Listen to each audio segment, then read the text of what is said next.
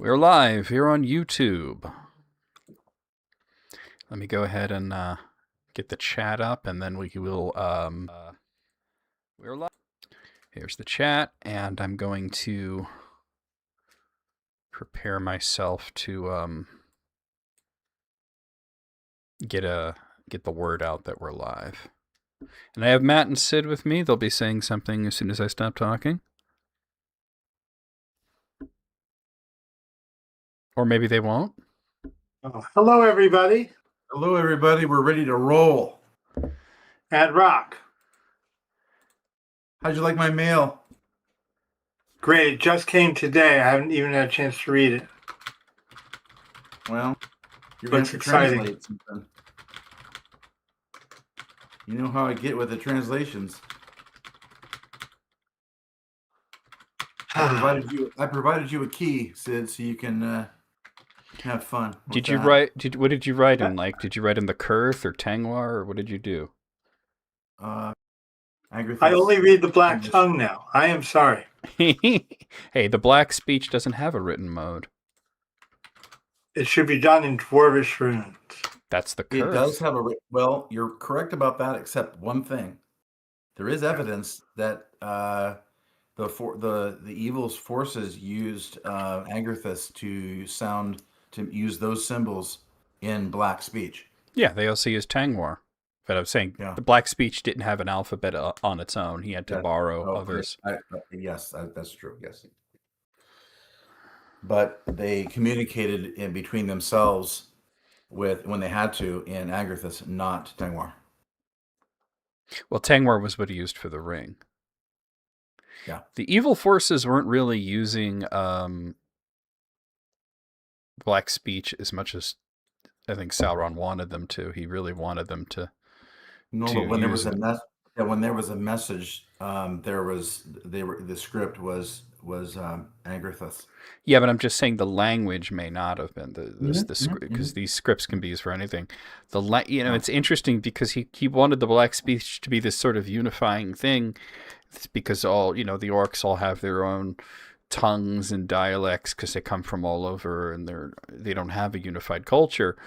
And it was sort of silly because they already had Westron. They could speak Westron already. Imagine being an elementary school teacher for orcs. That would be something.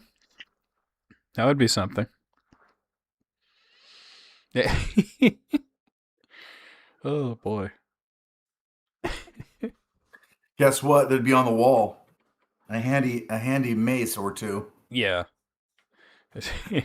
That's the pass. You need to go use the restroom. Take that. Well, that's not the pass. That's the straight and outer. Right. Are you having a problem, Thrug? Thrug. Are you having a problem, my guy? Are you you need to talk with the mace? Oh. Well, better for orc whelps to deal with that than to deal with Gollum, right? Oh yeah, that just freaks everybody out. You're saying how long did he have that ring? At least 300 years. It was closer to 600. I know. I'm just saying. I pegged his age of death at 490. A lot of people. 580 somewhat is the number that I'll hear a lot of people repeat. The problem is that we don't have a definitive date of birth for Gollum.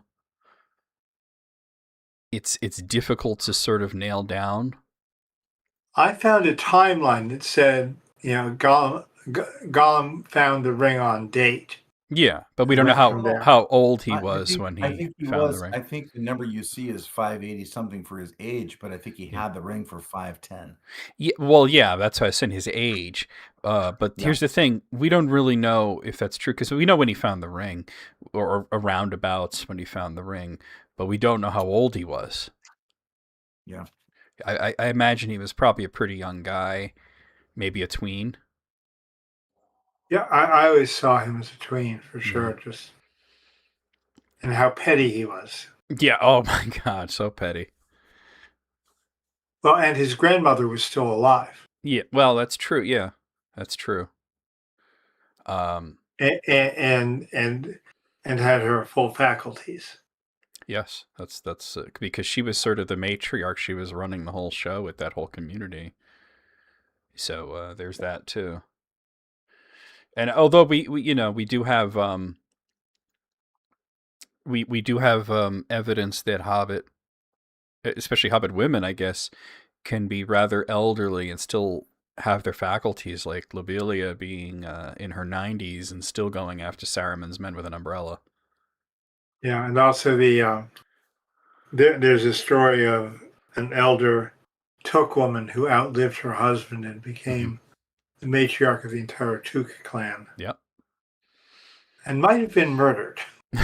I mean, that's the sort of thing like that was probably like a rumor that was told in pubs, all throughout the Shire, and whether it was true or not, you'd never get to the bottom of it. But yeah. Hey there, David, how's it going? You always look forward to these meetings. We look forward to them, and I'm very glad that my internet issues have been resolved so that we can actually be live today. But welcome into the stream, David.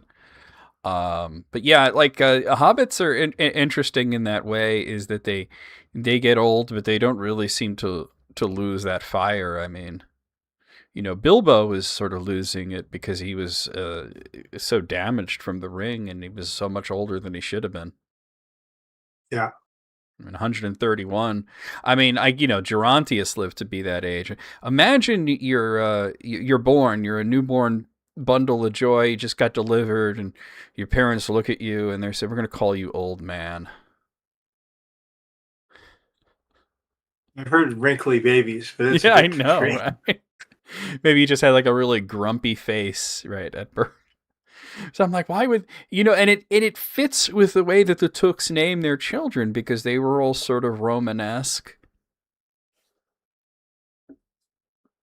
So there is that, or at least that's the way that Tolkien chose to translate their names. Okay, but let's go over here. Well, okay, Sid, you're very washed out right now. I was going to switch over. Right back. Okay, sorry, I'll be right back. You're all glowing with the light of Valinor there. There we go. That's better.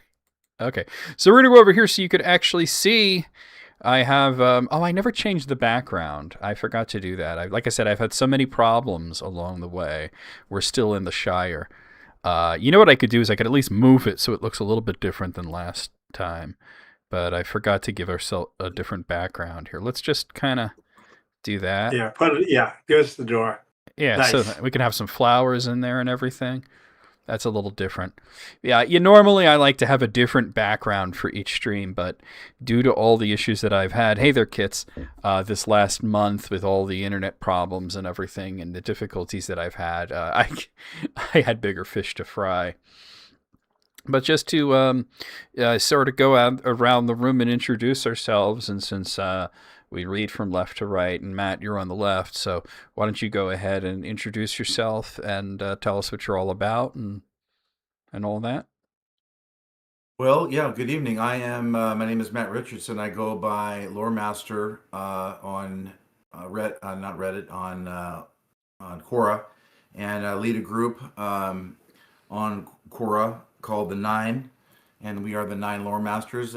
John and Sid and 6 others are a part of that team, and we have about 350 years of research and writing experience between the 9 of us. Last time I did a check was maybe about a year ago, but it's kind of interesting that the 9 of us are in the top 15 most viewed and read writers in the Tolkien space on Quora worldwide.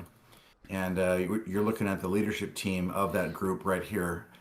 I have been reading Tolkien since I was 11 years old in 1977.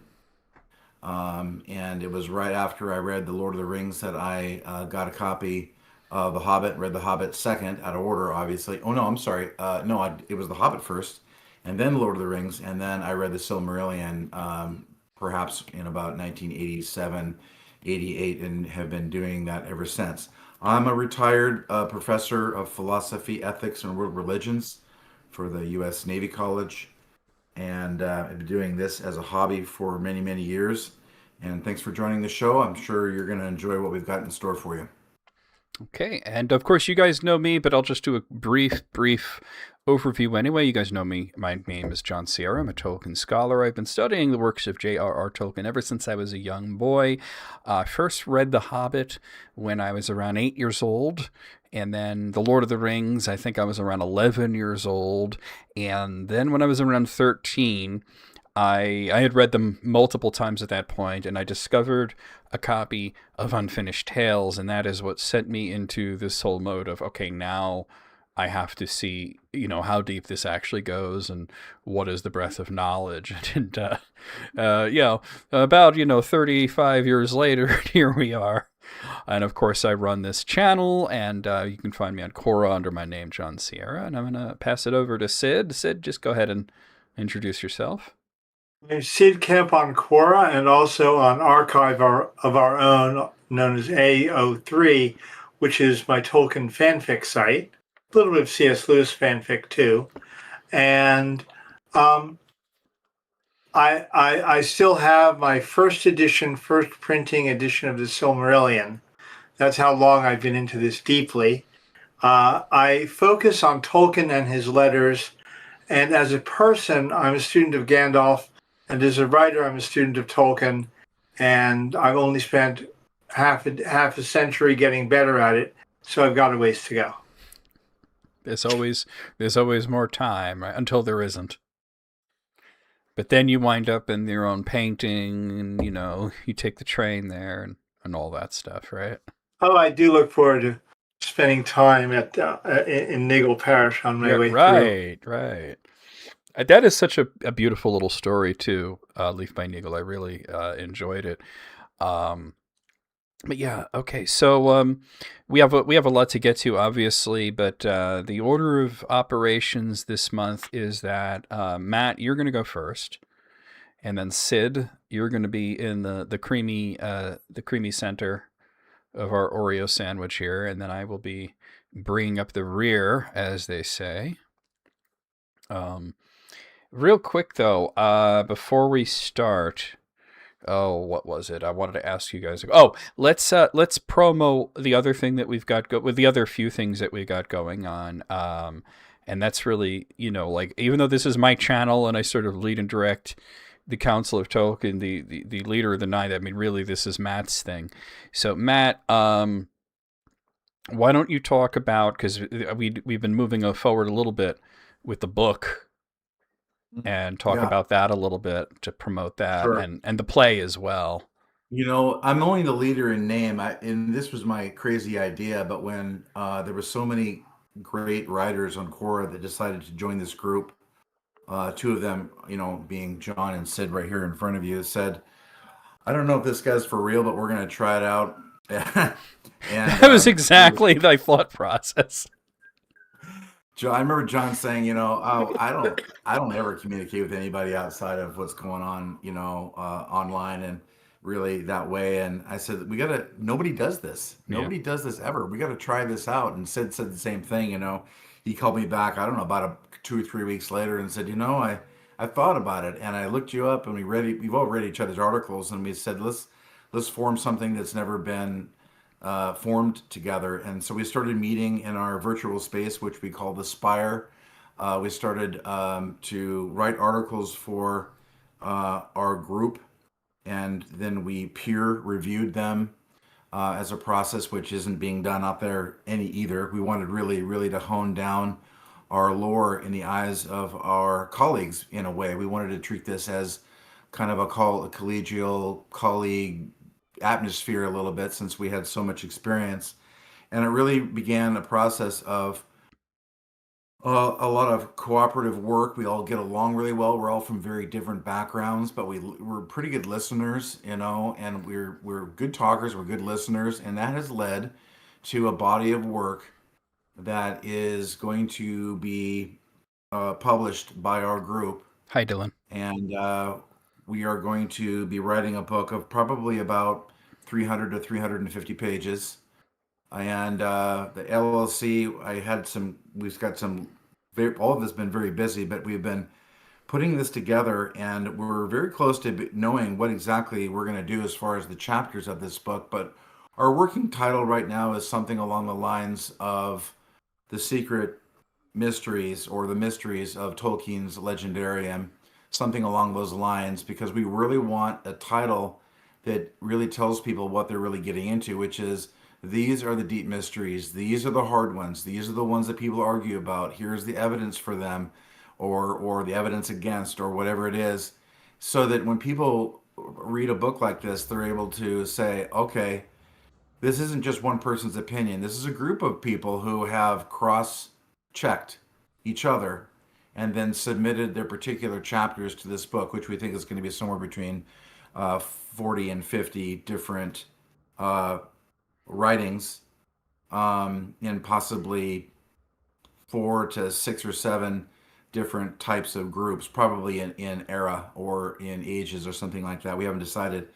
But those of you who are here listening to this tonight, as John has prompted me to talk about it a little bit, what you're hearing is kind of a new idea, and that is to have a show, tell you what we do, and then actually have a book that you can have on your shelf someday in the future to be able to read, that is different than anything that's been out there. And for those of you who think that we're worried about being copied, we're really not. We have a third-party repository to a lot of the things we've put out, so we're covered as far as copyright and trademark laws are concerned. So, but we don't know what we're going to put in it yet, and so that's where we are. And John and Sid, go ahead. And what you mean by that? Let me just clarify that we do know what we're putting into it. We have everything's written.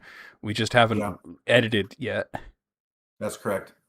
And that's kind of where I can. Let me go next. Yeah, go ahead. I have published 9 books of myself. I've been an agent for another book. I have been a life coach for authors for over 30 years, and edited and produced many other works. And and there's a lot to do. Matt talked about building the business. That's crucial. John knows more about publicizing and promoting on the internet than any of us. And what I do is I turn manuscripts and article collections into brilliant books, and that's what I look forward to doing. And we do want to also talk about the play, just to give you a little bit of feedback from the chat here. Dylan says this idea is top tier. And David Moranzo here said that he had never heard of Quora until he found my channel, and now he's often on there consuming all 3 of our writings, and a book sounds really interesting. Mm-hmm. Cool. Something really interesting that you just said, John, and that is, it's not just the book, but go ahead and, I think you should talk about it. You want me to talk about the play? Okay. So Matt has written, and I don't have it in front of me yet because I'm the last one to get it, apparently, the script for a Shakespearean style play based on Tolkien's book Beren and Luthien, which I have right here. And it's this tale of Beren and Luthien told as a Shakespearean-style play that is going to be performed on a stream by the 3 of us, as well as another member of the 9. Her name is Laurel Callahan, and she's going to be joining us for a special broadcast. This is likely going to be either in May or June, depending on how quickly we could put everything together, because, like I said, the scripts are going out. Laurel got her script the other day. Sid just got his today. I have not gotten mine yet, but I'm on the lookout for it, and then we're going to do a table read, the 4 of us, and I'm going to have to make like a new layout where all 4 of us will be visible and everything, and we're going to perform Beren and Luthien for you, and maybe it will be the first of many. Who knows? I think it's a great idea, and the sort of thing that I've always wanted to be a part of is an audio performance like that. I would just say one other thing, and that is, in the spirit of this group we've put together, the so-called Writers in Black, which came from Sid. I've always loved that so much. The Black Writers.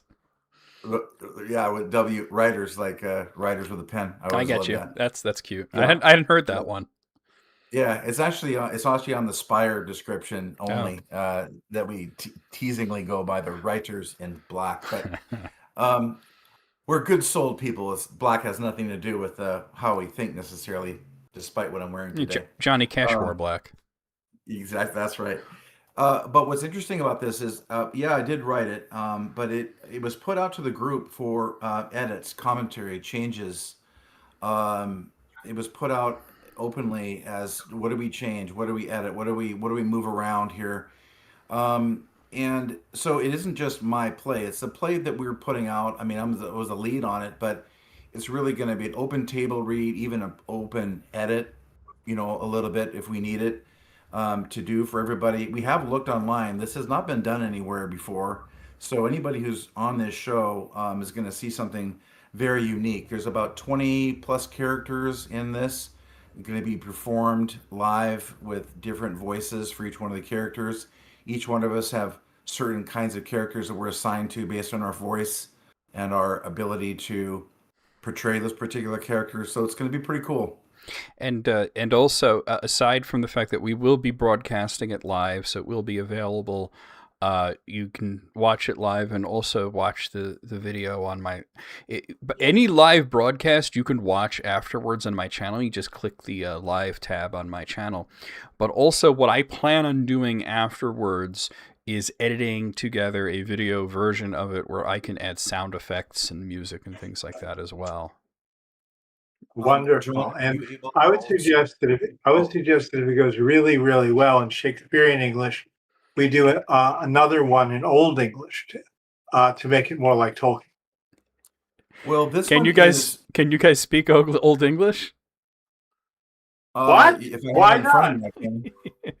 I mean, Well, remember, this was written, as you guys remember, it was a while since you saw it, but you've just got it in the mail. yeah, This is written in, if I had to, it's early modern English. yeah, early modern English. It's Victorian era English. It's Yeah. really, it's Tolkien, Tennyson, and Shakespeare had a baby. Yeah. And I mean, I could do a Middle English or Old English translation if you want me to, Sid, afterwards, just for funsies. But I just find, like, I study Old English and Middle English. I don't know if you guys do. Well, I know that you took a class and you hated it, Sid. Well, it's not that I hated it. It's that I have terrible time with language. It was on a practical level, the toughest course I took in college. My wife likes to say, Sid believes anyone can learn anything except he can't learn foreign languages. Well, I think it, and I'm just saying this just from dealing with you and Chris and everything, is that I think that you sell yourself short sometimes. Yeah, well, no, I'm just saying it is a harder road to hoe than any other kind of learning for me. Yeah. it's really called charming. It's really charming humility, Sid. Well, it is. It really is. And I think that, like, if we were to do something like that, and it would have to be something that the four of us would be interested in, not just us three, but Laurel as well. And if people want to hear something like that, I think Middle English would be the way to go, because Old English is very difficult to pronounce if you don't know the the vowels. If I'll put a plug in for anything, I will say this. You guys have read it, and you can I haven't tell me if I'm right or not. read it. I know you read it, but I'm going to say something. You can agree with me or not. But it literally sounds like Tolkien wrote it. Okay, it's really actually pretty good. Yeah, no, I'm not saying that. What I'm saying is, if there's an interest in afterwards doing it again in Middle English, what I could kind of joking. Well, I don't know. It's kind of a cool idea, though. What I could do is I could create a version that has the Middle English written out phonetically so that it could be pronounced easily. I'll give you a teaser. Anybody who's interested in this, one big teaser is there are 6 original songs and poems that were written for this. You actually read one of those in one of our broadcasts, actually. Yeah. And they are for example, they are the song that was used to put Morgoth and his whole court to sleep. Yeah, I fully fleshed out what that song would sound like, my best estimation, and it's really, really cool. And so it has the art to it besides just the adaptation of that chapter. Question: have you literally set them to music? Have you picked tunes for them? I have not picked tunes for them, but I absolutely love um um what's her name, von Blingen from online, Hildegard von Blingen. She has a Mhm. play take on name that's is Hildegard von Blingen, I think it is, but her name is Hildegard von Blingen. She actually takes medieval type songs. I'm sorry, she takes current modern songs like Lady Gaga and converts them into It's the word you're looking for. It's called bardcore. it's bardcore. Yeah, sorry, it's bardcore. But the most popular one is Hildegard von Blingen. She's Canadian and she is drop dead awesome. Well, I have a friend named Scott who's a professional musician who literally has been writing a song a week every week for 3 years. And he's also an excellent producer of music. So we might be able to get tunes for some of these songs in time for June. So I'll talk to him Hmm. about that. I'm working on an angle on that as well, to put some of this to music. But she has a song that she wrote for Crusaders 3. It's called Hildegard von Blingen. It's called Whom Shall the Bells Toll, something like that. And it is so beautiful, and her voice is so perfect for this type of Tolkien type of work. Anyway, it's really unique, and for those of you who are going to be watching this live, it's going to be really really cool. We'll have some surprises for you. As you can tell, we're brewing something up. Well, let's see what we can do, but maybe we want to get started with tonight's Yep, absolutely. I topics. was just about to sort of direct us over in that direction. So, Matt, you're going to be the one that's going to go first here. I Mm-hmm. know, so much pressure, right? Mm-hmm. And the way that it Great. works for anybody who's joining us for the first time or watching this for the first time, what we do is I will give each of us a 2-minute to intro what the topic is going to be, and then we will have a half-hour discussion about that topic between the three of us. And then we move on to the next person, who will be Sid, and the third person, which will be myself. So, Well, and Kits, that's absolutely correct.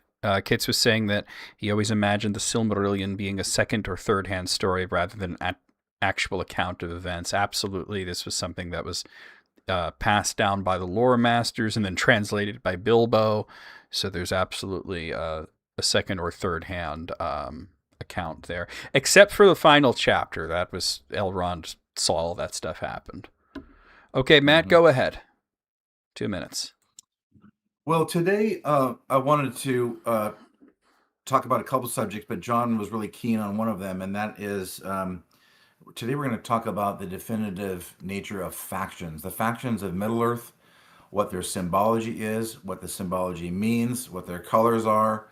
Um, it's not really designed to be a trick question like, do you know what they are? But I'm gonna talk about them. Probably gonna use my computer to show you, what they are on the screen, so you can kind of see because I have figured out a way to show the audience without getting too technical.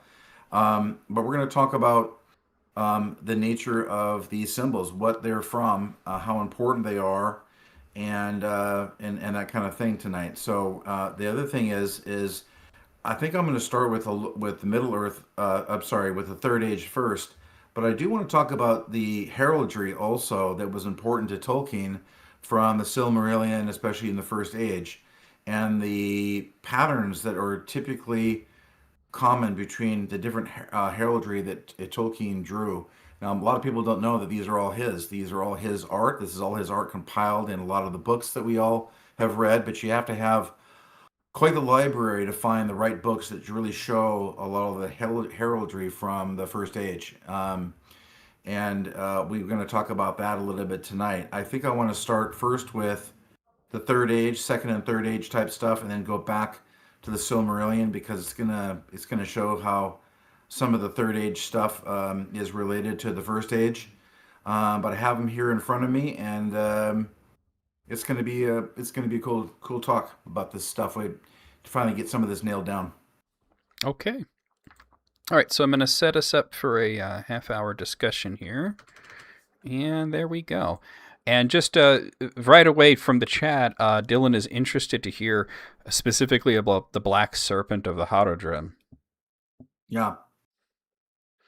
And Well, let's we don't get a yeah, lot of these. I mean, we get a little bit of like what you're alluding to with Tolkien's like the Star of Feanor and some of the heraldry of the First Age, and we know about in the Lord of the Rings, we know about the white hand representing Saruman. We know about the red eye that represents Sauron. We know Numenor's symbology from the standard that Arwen made for Aragorn. We know that Rohan is a horse, but yeah. and it's interesting because when we started this group, Matt sent these coins out to everybody. Everybody had to sort of pick a realm, and Matt wound up with Mordor, which is funny. I But wound up with it truly. I let everybody yeah, pick ahead of me, nobody picked and Mordor, so the only faction left was Mordor. Thanks a lot. yeah, which is interesting But it's because okay. my choice wasn't available because I had chosen Lindon, but it wasn't available. So then I said, well, if not Lindon, then the Shire, 'cause it's sort of Lindon adjacent. And it was Sure. interesting was that when you sent the coin, I wish I had it with me. It's way back there, but the symbology on it that represents the Shire is a willow tree. And do you speak to Will Whitfoot, who runs the Shire Post and the Shire Mint that makes these coins? Yeah. Do you know what the basis was of choosing specifically, for example, a willow tree for the Shire? Yeah, I do. I talked to him about it once, and I said, these coins, he sent me a whole batch of them out of his great kindness. Um, but his answer to that was it was the gathering place. It was the community gathering place. And if anything really defined Hobbiton and the Shire was community and family and gatherings, food and celebration and these kind of things. And they always did this at the gathering tree. So I you know I think he's right to have used that symbology for his coins. If there was ever a Tolkien-esque symbology for the Shire, why not a tree? There's a lot of trees in Gondor as represented by a tree with seven stars over the top and an arc, as we all know. Um, and that's what he told me, and I literally remember thinking to myself that I got no argument against why that would not be how they would identify themselves if they were to have a so-called war banner, kind of thing. Yeah. But why Yeah. specifically willow was the question? If you know why he chose a willow tree, I did not ask him why yeah. a I particular think why it's the an willow. that would be an interesting question to ask. I think because I was curious. Uh, well, the willows are really perfectly shaped. Yeah, that might be it. It might just be aesthetic. Yeah, And they're really pretty. and So Sid, your coin you ended with Rivendell, right? Yeah. And what was the Yeah. symbology on that? I'm not remembering, unfortunately, yet. Do you remember, Matt? What was the Rivendell? Rivendell is it's kind of the geometric pattern in a triangle around the pendant jewelry that Arwen wore. Oh, is it based on Right. the from the film the Even Star pendant? It's Yeah. it's the geometric shapes of the pendant. Yeah. It's light blue, and yellow. Okay. But Thank you. yeah, but there's a couple symbols out there, and I think Yeah. his is similar to that, but not exact. So, Yeah. you said you wanted to start with Third Age. Like, what interesting ones do we have? Like, I mean, obviously, like Dylan asked about the Haradrim, and they had a serpent. Well, let's go with the first one, and I don't want to make this a test because I don't want to say, "Oh, you're wrong." But that's not how I want to do this article because there are some symbols and colors that are kind of they're similar and they change a little bit. But the first one I want to cover is the Woodland Realm. We know this is Greenwood the Great, which later That's became Mirkwood. Yeah. after it was soiled and tainted by Sauron's presence and the appearance of the Mirkwood spiders, the And spawn, and just to the put it out there sub-spawn of for the the chat, does anybody in the chat know? Of course, it was called Greenwood the Great, and then it was Mirkwood. But does anybody know in the chat? I'll come back to this. What it was called afterwards when it was restored? Sorry, go ahead, Matt. Well, this one is called the Woodland Realm. They would call it that themselves. It's basically green, and it has four patterned square in the middle of a leaf, but it's in four sections. That's a common theme for Tolkien type art, with two four-pointed stars on both sides. And I'm just going to show this to everybody to kind of maybe recall their memories about this real quick. And this will maybe look familiar to you. No, that's pretty good, David, but no. David said green with the really, really great. So it's almost like a 4-H club symbol there. Yeah. This is the woodland here. Yeah. And the center part of that really evokes my image of the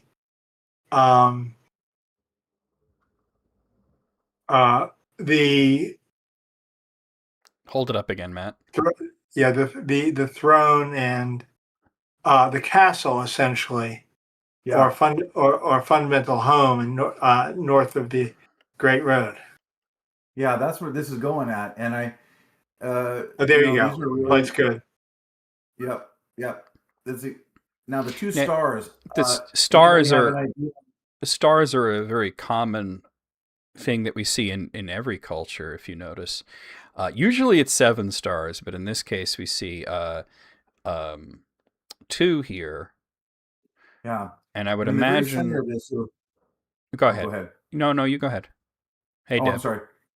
Stars are always. These stars remind me a little bit of the fact that there are stars shining over Middle Earth and stars shining over Valinor, and they're trying to equate the two locations with one another, the two realms that they're still remembering. They're basically their home in a way, even though they're living in Middle Earth. But you'll see in the very middle there's a geometric design.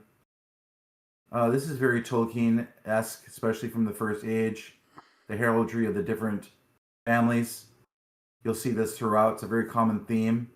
And this is basically what you would call the fleur-de-lis, or the flower of life type patterns. They were made geometric by Tolkien, as opposed to arced and curved, as you would see in France, the fleur-de-lis in France. But they really represent not so much Christianity necessarily, but they represent just basically the Einelindela, the music of life, the flower of life, the pattern, the organization, the preeminence of Eru in creation, in structure and order and beauty. These are philosophically where these kinds of patterns come from that were important to him. And I just want people to see kind of what this. You're going to see more of this as we go through them. Now, to comment on the 2 stars, I had a thought because the word for, or the element of a word for star in all of the Elvish language is El. And that's also the root of Eldar, which is the people under the stars, or elves. And the fact that there are 2 of them and it's the woodland realm, it might represent the 2 kinds of elves, the Sindar and the Sylvan elves that live there in harmony. Also, I think that it's important to remember that El, meaning star, El also means elf. I did just say that. Yeah, and in Middle Earth, there's a particular meaning to that, because the moment that Orma.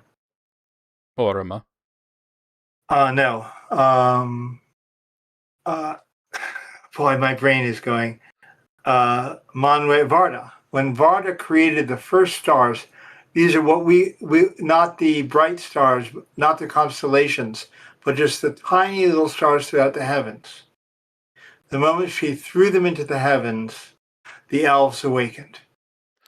So they awakened in twilight, and in Middle Earth, the elves love to live in forests and twilight.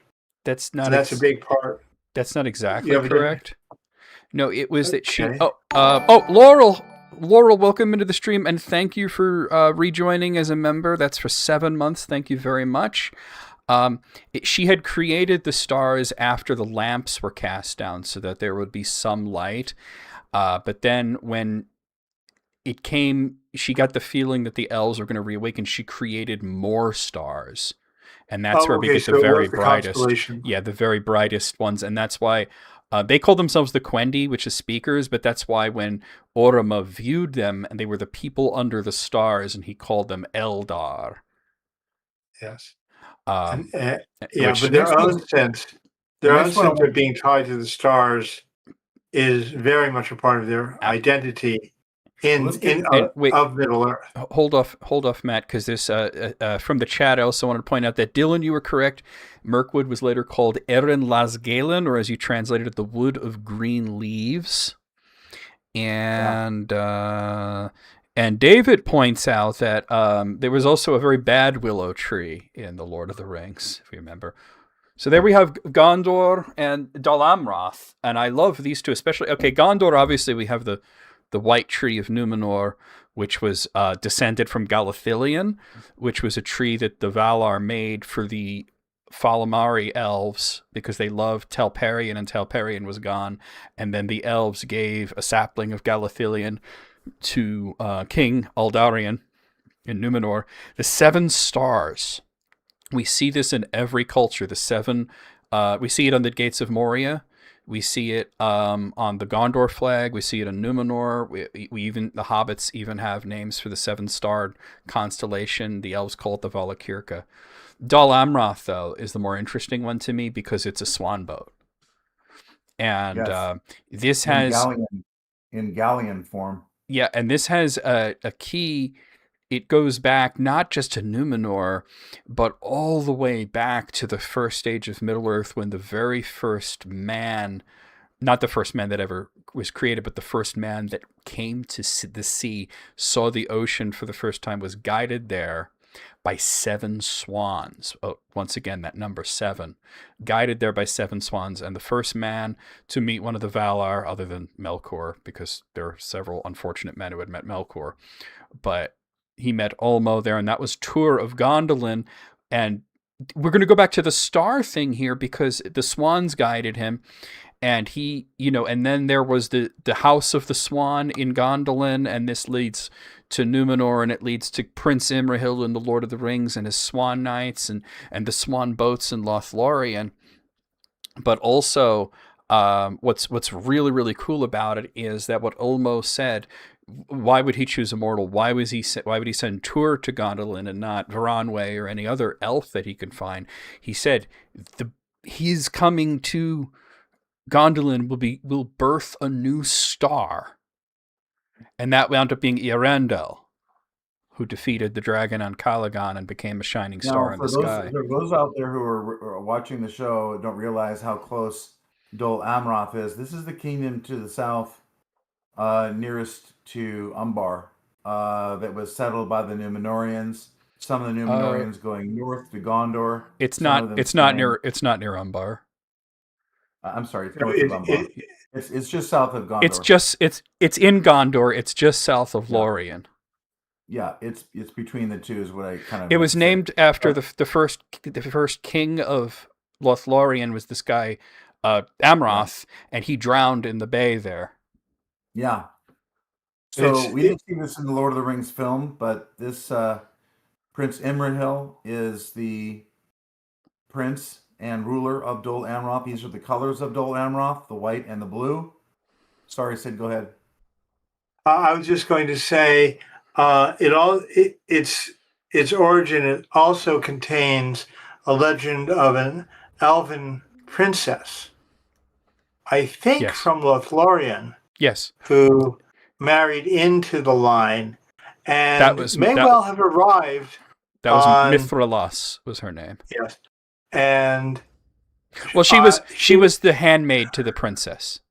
Right. And she may well have arrived on a Lothlorien swan ship. It's a reasonable presumption. No, I mean, I'm still in the process of writing a fan fiction about her. And in my estimation, it was that Imrazor was looking for the princess and he found the handmaid instead. It's just sort of hiding out in a forest in Gondor. And I actually scoured over Tolkien's maps of Gondor so I can find a small forest near Dol Amroth, and I was like so happy when I found it. Now, the soldiers from Dol Amroth won't have a symbol like that. It'll just be the white swan. on Yeah. their chest and on their shields. I think their Okay, next their two- helmets had swans as well, or swan wings. Yeah, yeah. Okay, next two factions. I'm doing this two at a time so we can get through it. I got a bunch of them. Yeah. We all know what this is. We have Mordor that matches your shirt, and we have Near Harad, which is basically the close south. Now, I mean, we don't need to talk too much about the Eye of Sauron. We know what that's all No. about. But the snake is very interesting, and we do have someone in the chat. My moderator Dylan is very interested to hear about the serpent and what that represents. Well, the black serpent, this is a arid country. The black serpents in those areas of our world are typically poisonous.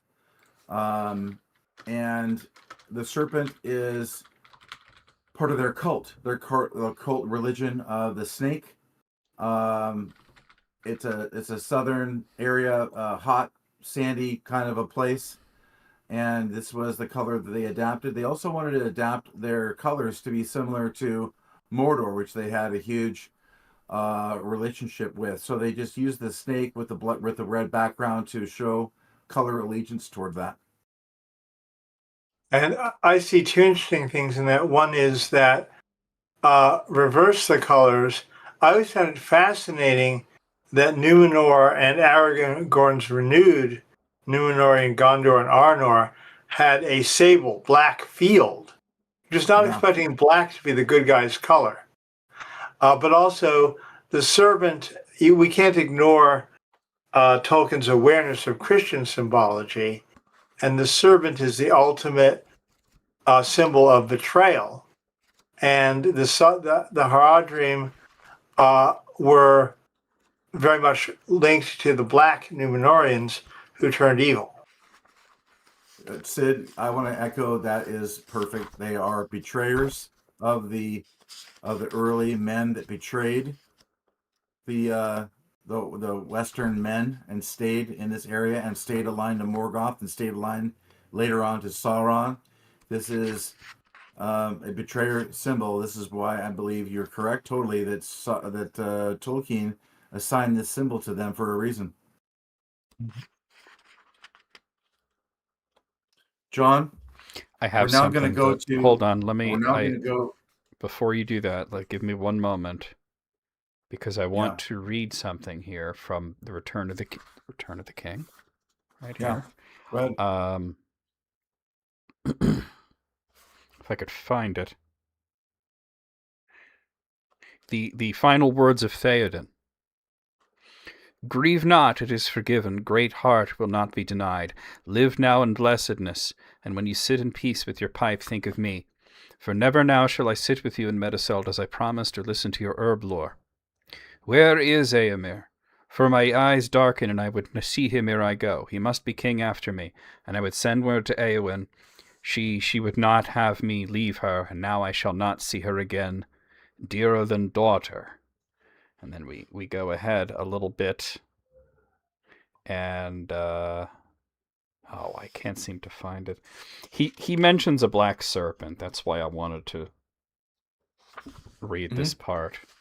That Theoden, it's one of the very last things he said, where he mentions a black serpent. Yeah, the black serpent of Harad. And now this is near Harad. In a little bit, we're going to talk about Far Harad, which has a different symbol. Yeah, go ahead, because we only have so much time. Yeah, for right now, we're just going to talk about Enid Waith. This is a very Celtic-looking design. But again, if you look in the middle of this, you'll see a 4-pattern spread again, similar to the fleur-de-lis, but this time in a Celtic knot type symbol. And for those of you who don't know, Enid Waith, it translates to the Middle Kingdom, and this is basically just sort of to the west of Rohan. It's between Arnor and Gondor. Mm-hmm. I found what you were looking for, John. You found it? Farewell, Master Halblata. Oh, it was a little He earlier. said, my body is broken. I go to my fathers, and even in their mighty company, I shall not now be ashamed. I felled the black serpent, a grim morn and a glad day and a golden sunset. Yeah, I was a little past that point. I went too far. Okay, thank you, Sid. You're The next welcome. couple here are, are Rivendell and Dale. Now the You Dale see the one silver- is Oops. careful now. The Dale You one can see is the- interesting here because I'm not quite sure what that is. It's two birds, thrushes. Oh, I see. That makes sense then. Or a thrush and a rook, perhaps. You would think Yeah. that Dale's symbology would be bells or something, you know? But the two thrushes, what's inside them is kind of the shape of the lake that holds Lake Town as well. Yeah. Yep. And there you can see Rivendell's. Rivendell's very washed. There you go. It's very washed out. It's too bright. I think if you tilt it slightly, it might be better. But yeah. And we've got it now. It's good. Yeah. Okay. All right. And then we're going to go to Arthedain and Khand. Actually, it just struck me that Rivendell's Arthedain symbol looks a lot like a caduceus, yes, which is the Latin symbol of healing. Yeah, I was immediately thought, of course, Elrond is a healer himself, so I absolutely thought of that. Okay, so Arthedain is once again we have the 7 stars, we have the crown, and then we have Khand. Now Khand, wow, that is almost Babylonian there. Yeah. Yeah. And it's a southern, arid, eastern kingdom. Mm-hmm. Where is Arthedain? Arthedain is one of the three faction kingdoms. After Arnor split into 3, there was Arthedain, Rhudaur, and Cardolan. Yeah. We've done so many black things. I didn't think back to the good guys. Yeah, Arthedain is a Arthedain. Tri-split. Arthedain is a tri-split kingdom. Now, I would take a look at the factions from hold on. Something coming in from the chat that I think is relevant and very correct, because David is correct that the Ring of Barahir uses 2 serpents, and this is Barahir is one of Aragorn's ancestors from the first stage. He was Beren's father, Barahir, and it was also the ring that he gave to Arwen as sort of their engagement band, and that was 2 serpents. So serpents not always evil. In symbology. I mean, the Caduceus, as we mentioned, that's 2 serpents as well. Serpents, yeah. And was Aragorn's lineage, I know he was from Arnor primarily, but was it Arthedain, the core of the Rangers? Well, that's where the Shire was, and that's where the Grey Company had posted up. I'm talking about his ancestry. Yeah. Well, his ancestry would have been Arthur, because it was the reason that the kingdom split into 3 was that the king had 3 sons, and the eldest son was going to become the king, but then the other 2 was like, hey, what about us?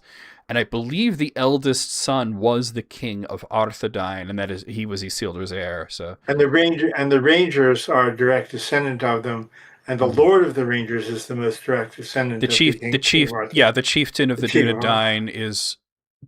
Because the other 2 kingdoms fell pretty quickly, and then Arthedain sort of lingered longer.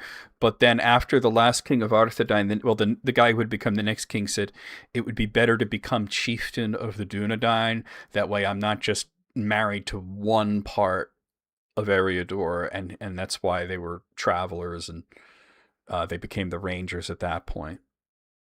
Gotcha. Okay, here's a couple more. These 2 factions talk about. I like having these pictures up because it gives us a prompt to talk about. So you have Angmar, which was we got a lamp there is what we got. There you go. That was the kingdom of the Witch King, and we have the Misty Mountains. Blue. It looks like the Witch King's crown in blue. Angmar, of course, being cold and from the north, and then on the right we've got Misty Mountains, and this is a symbol of Sauron's dominance over the Misty Mountains. And it's a skeleton figure of a lord. It's an orcish sort of symbology too, like almost like a pirate flag that you would see. Yeah, but I believe this black, is white, and red. Look at it. Well, it is. But I'm saying that the way that it's drawn looks like something that an orc would have created. Yeah, exactly. So those are a couple of enemy groups, and then we've got a couple of the color of Angmar is fascinating because. Well, it was from the northern ice blue in terms of how they saw themselves.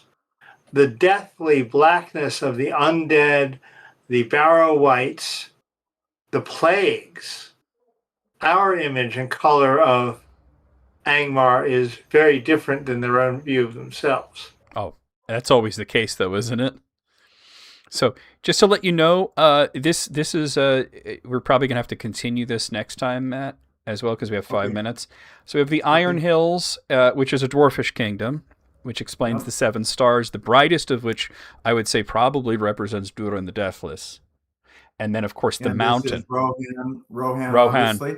Yeah. I can Could you hold that up again? Because I wanted to talk about the Rohan one, and you took it away too fast. Okay. I'm sorry. I'm trying to get my segment done. I mean, Rohan, obviously, it's what they were called by Gondor, and it translates to horse country. They were horse lords. But what's really interesting is it's not just the horse, but also the sun. And I think that's really interesting. I strongly recommend that people go reread the opening description of Rohan as Gandalf and Gimli and Legolas and Aragorn ride into it. It is pages long, and it is the most beautiful extended metaphor of green grasses like an ocean. Well, it means horse country, Brian. Yeah, horse country. But it's all, the waving grasses are constantly described as an ocean. Their travel is described as a ship-like journey under the sun, and their arrival at Medjugorje is coming ashore. It's absolutely beautiful to read. And you've talked about, Sid, how that has the allusion to Beowulf as well. Yes. Now we've got. Did you guys mention that was the Iron Hills on the other one? Well, yeah. We talked about the symbology that I was interested. Obviously, you have the mountains, but the 7 stars being the 7 clans of dwarves over the mountain, and then the one brightest one probably representing Durin's people.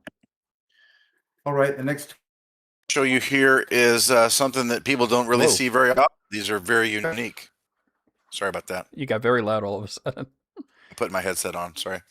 This one is Lothlorien and Rune. These are the symbols of the Lothlorien and Rune faction.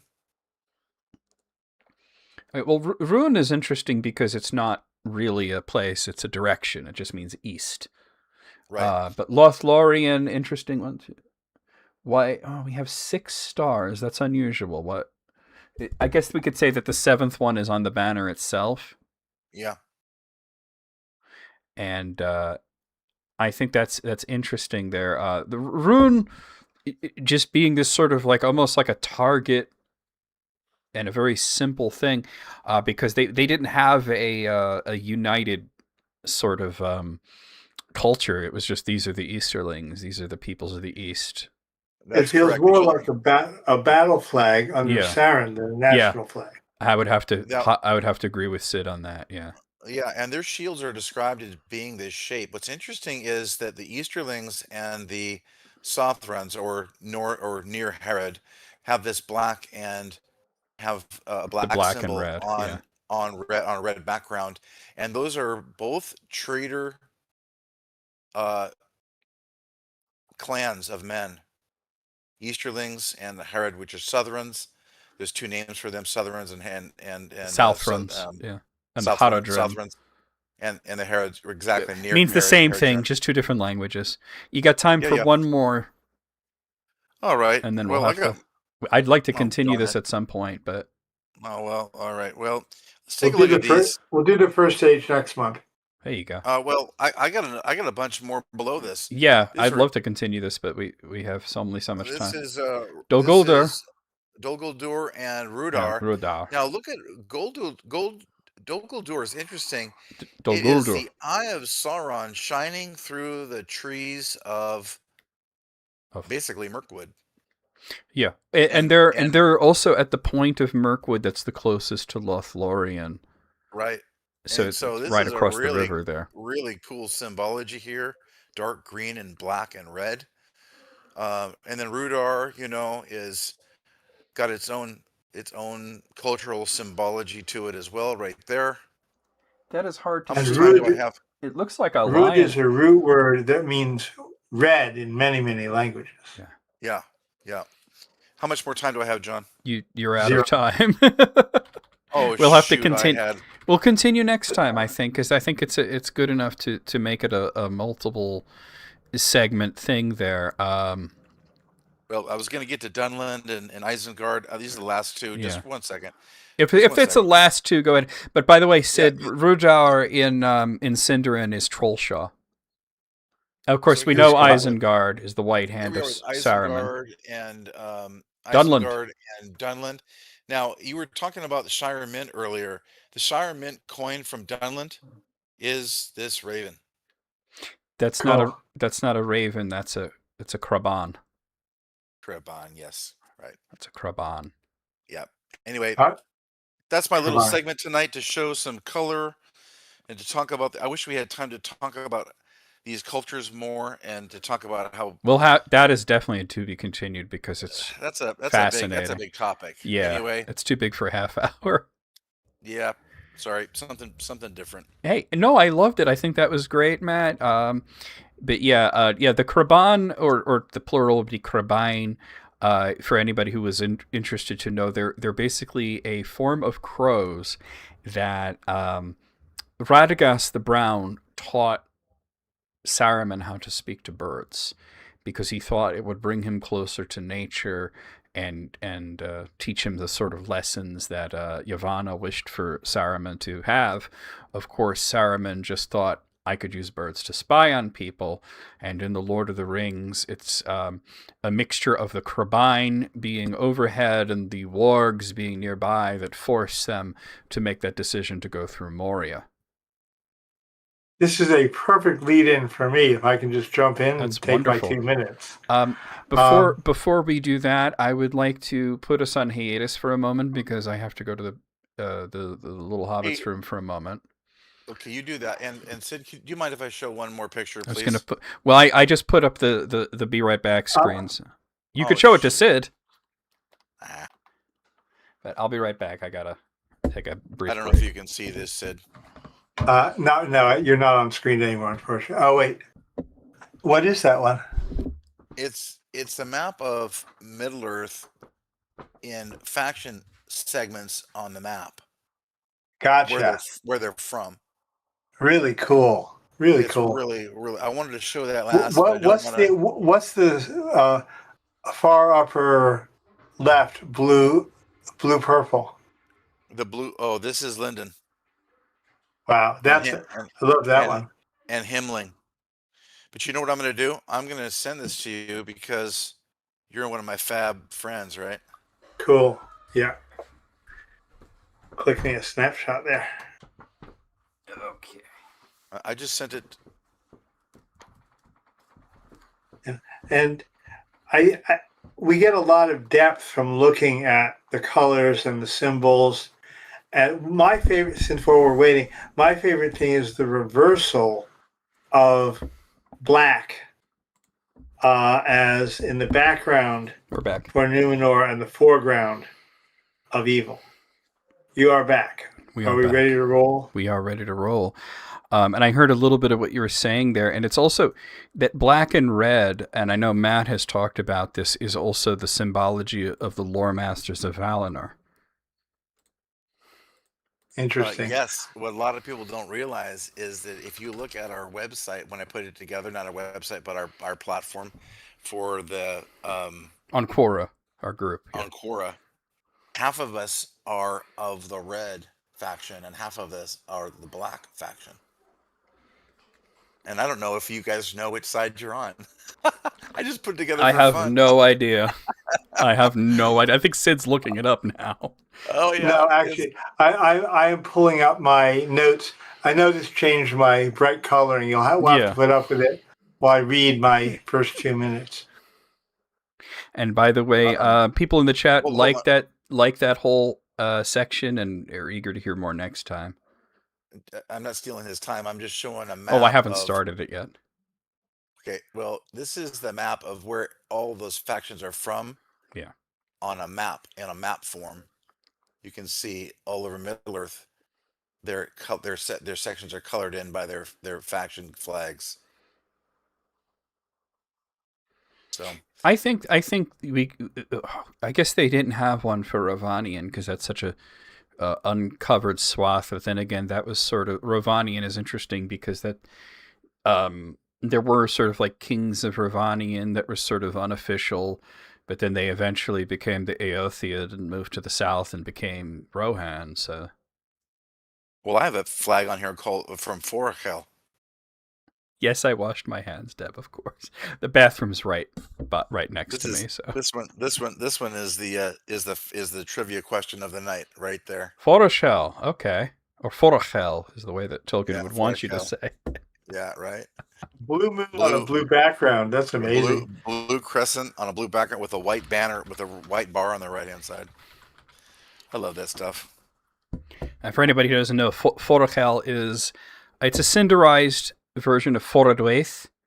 It's essentially the Arctic, the northern wastes, the Helcaraxa. Oh, Umbar. That's just a simple Kurth rune. It's not even anything.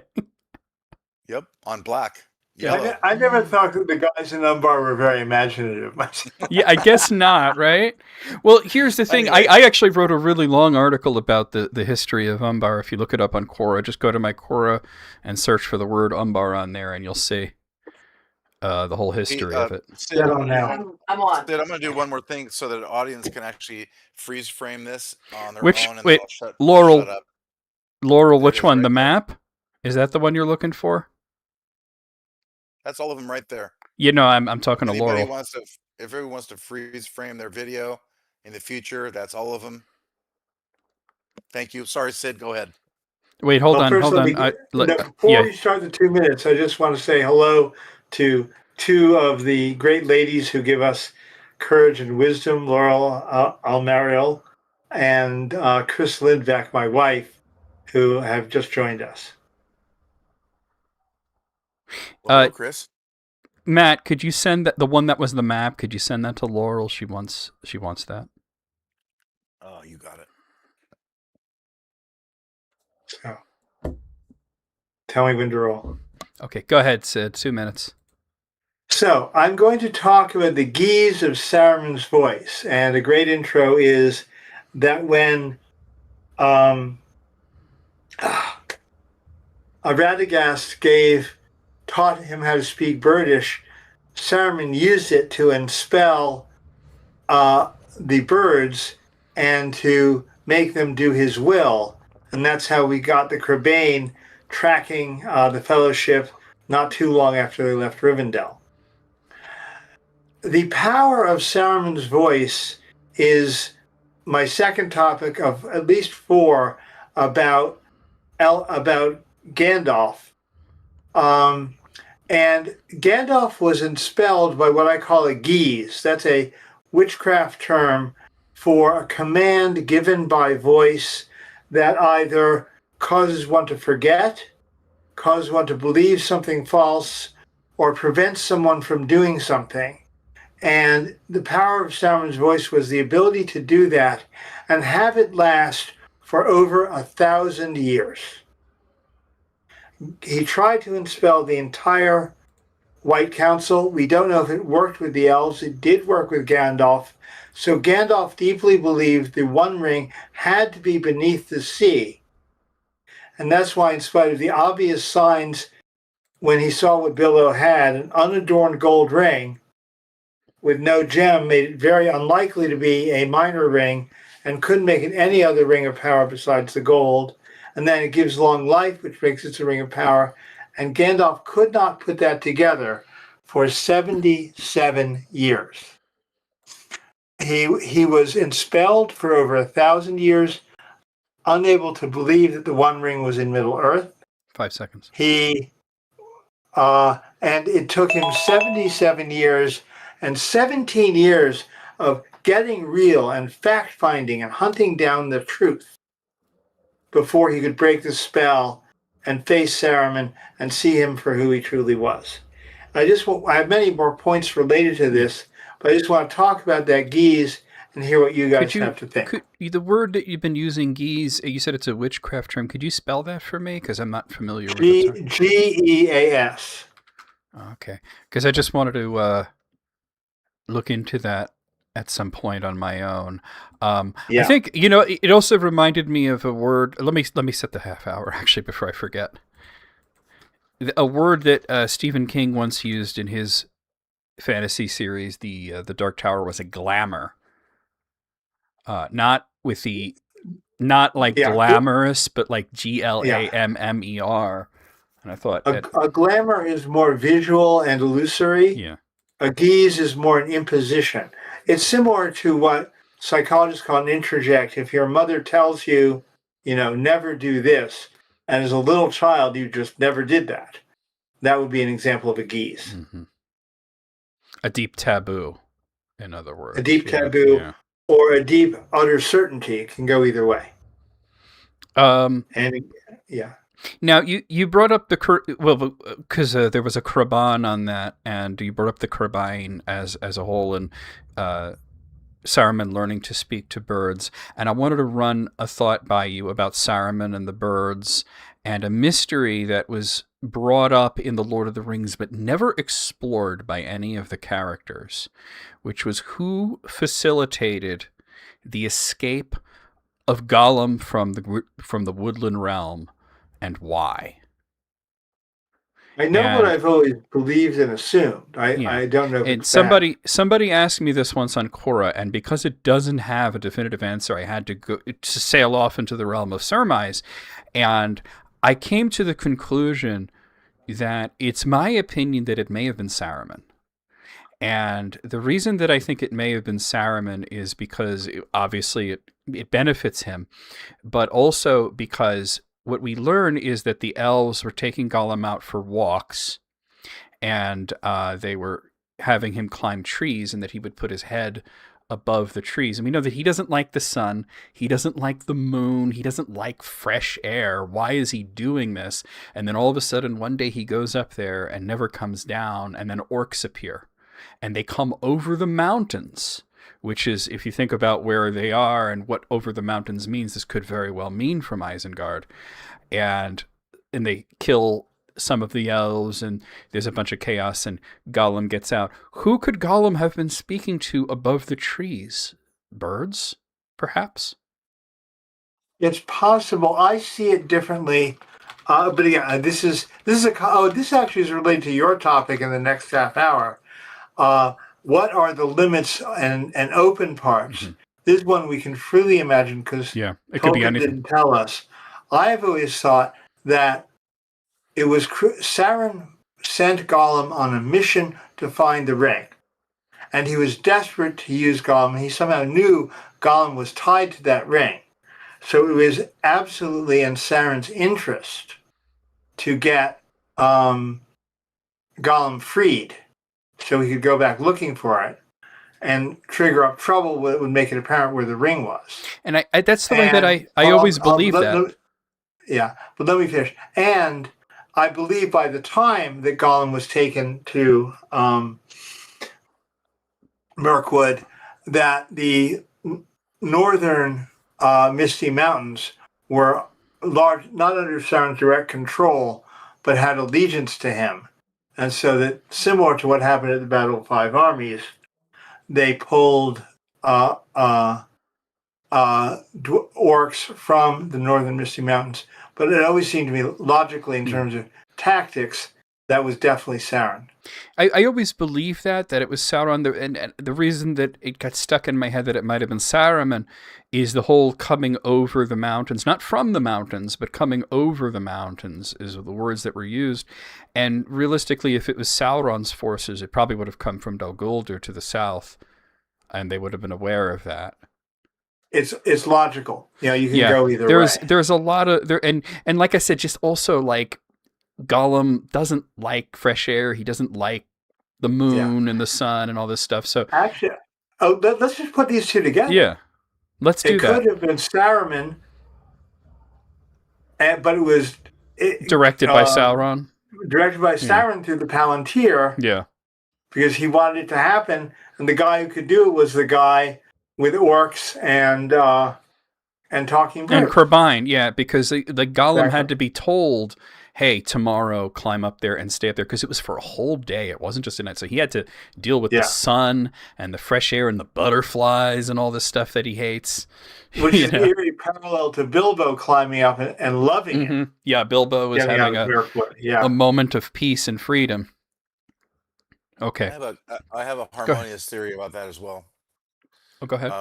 I think there is a tie between the two, that they were Sauron was allowing or encouraging Saruman to be his useful idiot, if you want to call it that, to have that happen. That's always the phrase I used on Quora too. So but another thing is, think about it strategically. Either he's going to find it, and Sauron can then find him and get it, or he gets it and he's able to hide it and keep it.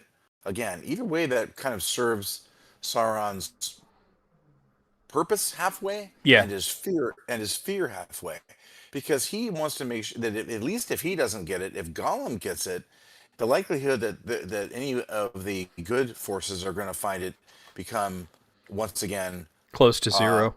Because he had the likeliness that earlier, anybody would find it. He's going to go. He's going to go into Moria, or he's going to go somewhere really deep, and he's going to hide for a long time. Right, no one's going to find it. Yeah, but I'm convinced that Sauron also told himself, and if Gollum does try to hide, now I know who he is. Now I can follow him anywhere. Yeah, that is true. And with the Palantir, it's probably true. Yeah, I think he has three. I agree with that. He thinks that either he is going to find it and get it, and from Gollum, or Gollum's going to hide it, which is fine because he doesn't want to go to the good forces. Or at the very least, third possibility is he finds it, holds on to it for a while, but at least he knows who he is and where he can get a hold of him again, which means it comes to him in the end either way. But I think all of those things are confluences together at the same time. I'm going to give a fourth possibility. Gollum tries to get it and stirs up trouble, and you look where the trouble is and you find the ring, and ironically that happened, but it happened inside Mordor, Shelob's lair and forward. So Sauron's other blind spot kicked in and said they wouldn't bring the ring here. So Gollum actually showed him where the ring was. And go then look at Shelob. He sees it didn't work. He looks in his ball, he sees a hobbit, and then suddenly this Númenórean guy is showing him the sword reforged and everything. He starts to think the ring's in Minas Tirith, and that Aragorn has it. And Gandalf's strategy to do that, and Aragorn had what I call a tactical foresight. He knew exactly what had to happen when, for the timing to work out perfectly. And so he said, it has been too long since we have challenged Sauron. At the very time the ring was most evident in Mordor. Aragorn's entire his entire itinerary for the war is extremely aggressive. He really wants to take he's the one that says, let's meet them out in the fields of Pelennor. Let's go through the paths of the dead so that we can get those ships faster. Let's go and march on the Black Gate. And remember that Gandalf the White can look east from inside Fangorn Forest, not even in a clearing, and see across the Anduin and know exactly where Frodo is anytime he wants to. It wasn't until he passed over Cirith Ungol that he left Gandalf's sight. Yeah. But going back to the whole point of this, I think I derailed it slightly. Is the geese, the glamour, all that stuff? Because I think there is elements of both, of Saruman fooling everybody with his voice, and I think that we could look at it one of two ways, and I think the way that you would look at it is from the perspective of the council and how fooled they were. But I think that in Unfinished Tales especially, they went into a little bit of the psychology of Saruman and how he viewed Gandalf and how he viewed Galadriel and Elrond, especially Galadriel, that he thought that they were all like him and that they all had their own secret agendas and secret vices and their own sort of timetables for things.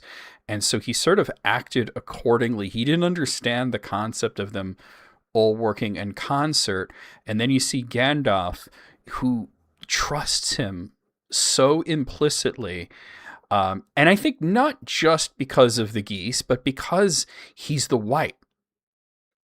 And I would that say he's in supposed spite to of the be. geese. Yeah, exactly. He's just thinking this is the big good of Middle Earth. This is the guy in charge. This is the guy that I'm here to serve. And meanwhile, Saruman's thinking this guy only serves himself because everybody always serves themselves.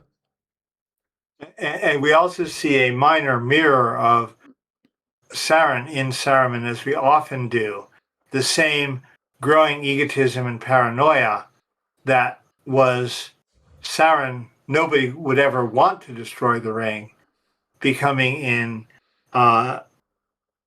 Saruman, everyone is plotting. I'm plotting, therefore everyone is plotting. And this is where, and this here, I'll take us on to another topic related to the geese. Saruman destroyed himself by putting Gandalf under that geese. Because there, at a time when Gandalf still trusted Saruman, Gandalf is staring at the ring with plenty of obvious signs. But there's and I really want people to get the feeling of this. There's 1,000 years of being fooled, followed by 77 years of deep traumatic pain in Gandalf, struggling to see what was directly in front of him, in contrast to what he had been put under a spell to believe. Mm-hmm. And 50 years of that, he did nothing. He saw Bilbo strained and embattled and not aging, and he didn't say, that's got to be a great ring. He couldn't put it together for 50 years until he helped Bilbo free himself of the ring. And then what did he do? He spent 17 years saying, locked in. Yeah, I can't, what I could lock in on is, I can't trust Saruman anymore. What's the truth? And he sought the truth in two ways. One, find Gollum. Two, find the lore Saruman must have read. And the very minute that Gandalf, and hold on, I'm going to read another brief passage here. Wait, before you do that, I also wanted to point out that wasn't the first, because I think that there was always something within Gandalf that was pushing him to act independently of Saruman. For example, the necromancer. He was concerned with the necromancer, and Saruman told him, don't worry about it. It's just some guy. It's probably the Witch King. We don't need to worry about that. And then Gandalf still went to Dol Guldur twice to prove that it was Sauron. Yeah, and I think, hold on, time out. Yeah, time out. Go ahead. Real quick. Go ahead, Matt, go ahead. Yeah. This is the really the part that's so irritating to me about Sauron's character, what happens to him basically, because he gets mind, numbed by Sauron. But the Witch King is supposed to have been buried. Even if it was the Witch King, that is a major red flag. What do you mean buried? What do you mean buried? Well, isn't it true that not buried? But isn't it true that he is? He was run out of Angmar. He was run out, but he's not in. If he's at Dol Guldur with any kind of power that has enough power to taint the forest to become a place of disease and isn't rot. that a problem that the white should be concerned itself with, right? Be worried no matter who it is. What kind of power what's it require for a red flag to actually be acknowledged? Because because he doesn't care. He only cares about the one thing. I know. And one of my favorite little aspects of Saruman's, there's no better word for it, his madness, is after the war, Aragorn, who's the rightful owner of the Tower of Orthanc, even though he gives it to Treebeard, he goes through it. I think Gimli was with him. And he finds a secret compartment. He finds the Elendil Mirror, which is like the find of the millennium, But also this one spot, this sort of dais that in his secret room, that was for the One Ring. How deluded did Saruman think he was that if he would get the One Ring, that he would be able to put it in a dais in a secret room and leave it there? Yeah. Gandalf knew better he than found the Ring that. of Barahir. Yeah. Didn't Aragorn also find the Ring of Barahir there? No. Elrond gave him the Ring of Barahir. But that's kind Okay. of Is the Ring of Barahir? It was like a whole thing where there was this northern tribe that the King of Arthedain gave it to them because they saved his life, and then the Rangers bought it back from them and they gave it to Elrond. I think that there are at least two legends. There's also that Galadriel made a new one for him. Oh, you're talking about the Elisar. Okay, sorry. Yeah, confused. you're talking about the Elisar. Yeah, it's because there's two conflicting Elisar stories. Let's get back on topic. Yes. Listen to the pain in Gandalf's words, because you're absolutely right, John. There was something deeper than the Geese. Olorin was the master of dreams, and I believe that either someone in Valinor or Eru himself could guide him in his own dreams. From the first, my heart misgave me against all reason that I knew, said Gandalf, and the desire to know how this thing came to Gollum and how long he had possessed it. Time passed with many cares until my doubts were wakened again to sudden fear. Hey, Rico. I think that was a nudge from Eru. Whence came the Hobbit's ring? What, if my fear is true, should be done with it? Those things I must decide. That's when he begins to fight the Geese. But now, I spoke yet of my dread to... Hold on, please let me finish. It's an important passage. I just wanted to ask, is this the Shadow of the Past that you're reading? No, this is all Council of Elrond. Okay. But I spoke yet of my dread to no one, knowing the peril of an untimely whisper. It went astray. And all the long wars with the Dark Tower, treason has ever been our greatest foe. So some part of him in his unconscious already knows Sauron is treasonous. I've been fooled about the ring. I must figure it out for myself and not tell anyone. No. When I read these words, my quest was ended. And the very moment, the next line is, Aragorn had found Gollum. So when he reads the words of the text by research in Minas Tirith's archives, as soon as he has that certainty, he has also read the description of how to prove it's the ring by heating it up, and he has also found he now has Gollum and can go question him. All in one single moment, and this is a mini step in the eucatastrophe.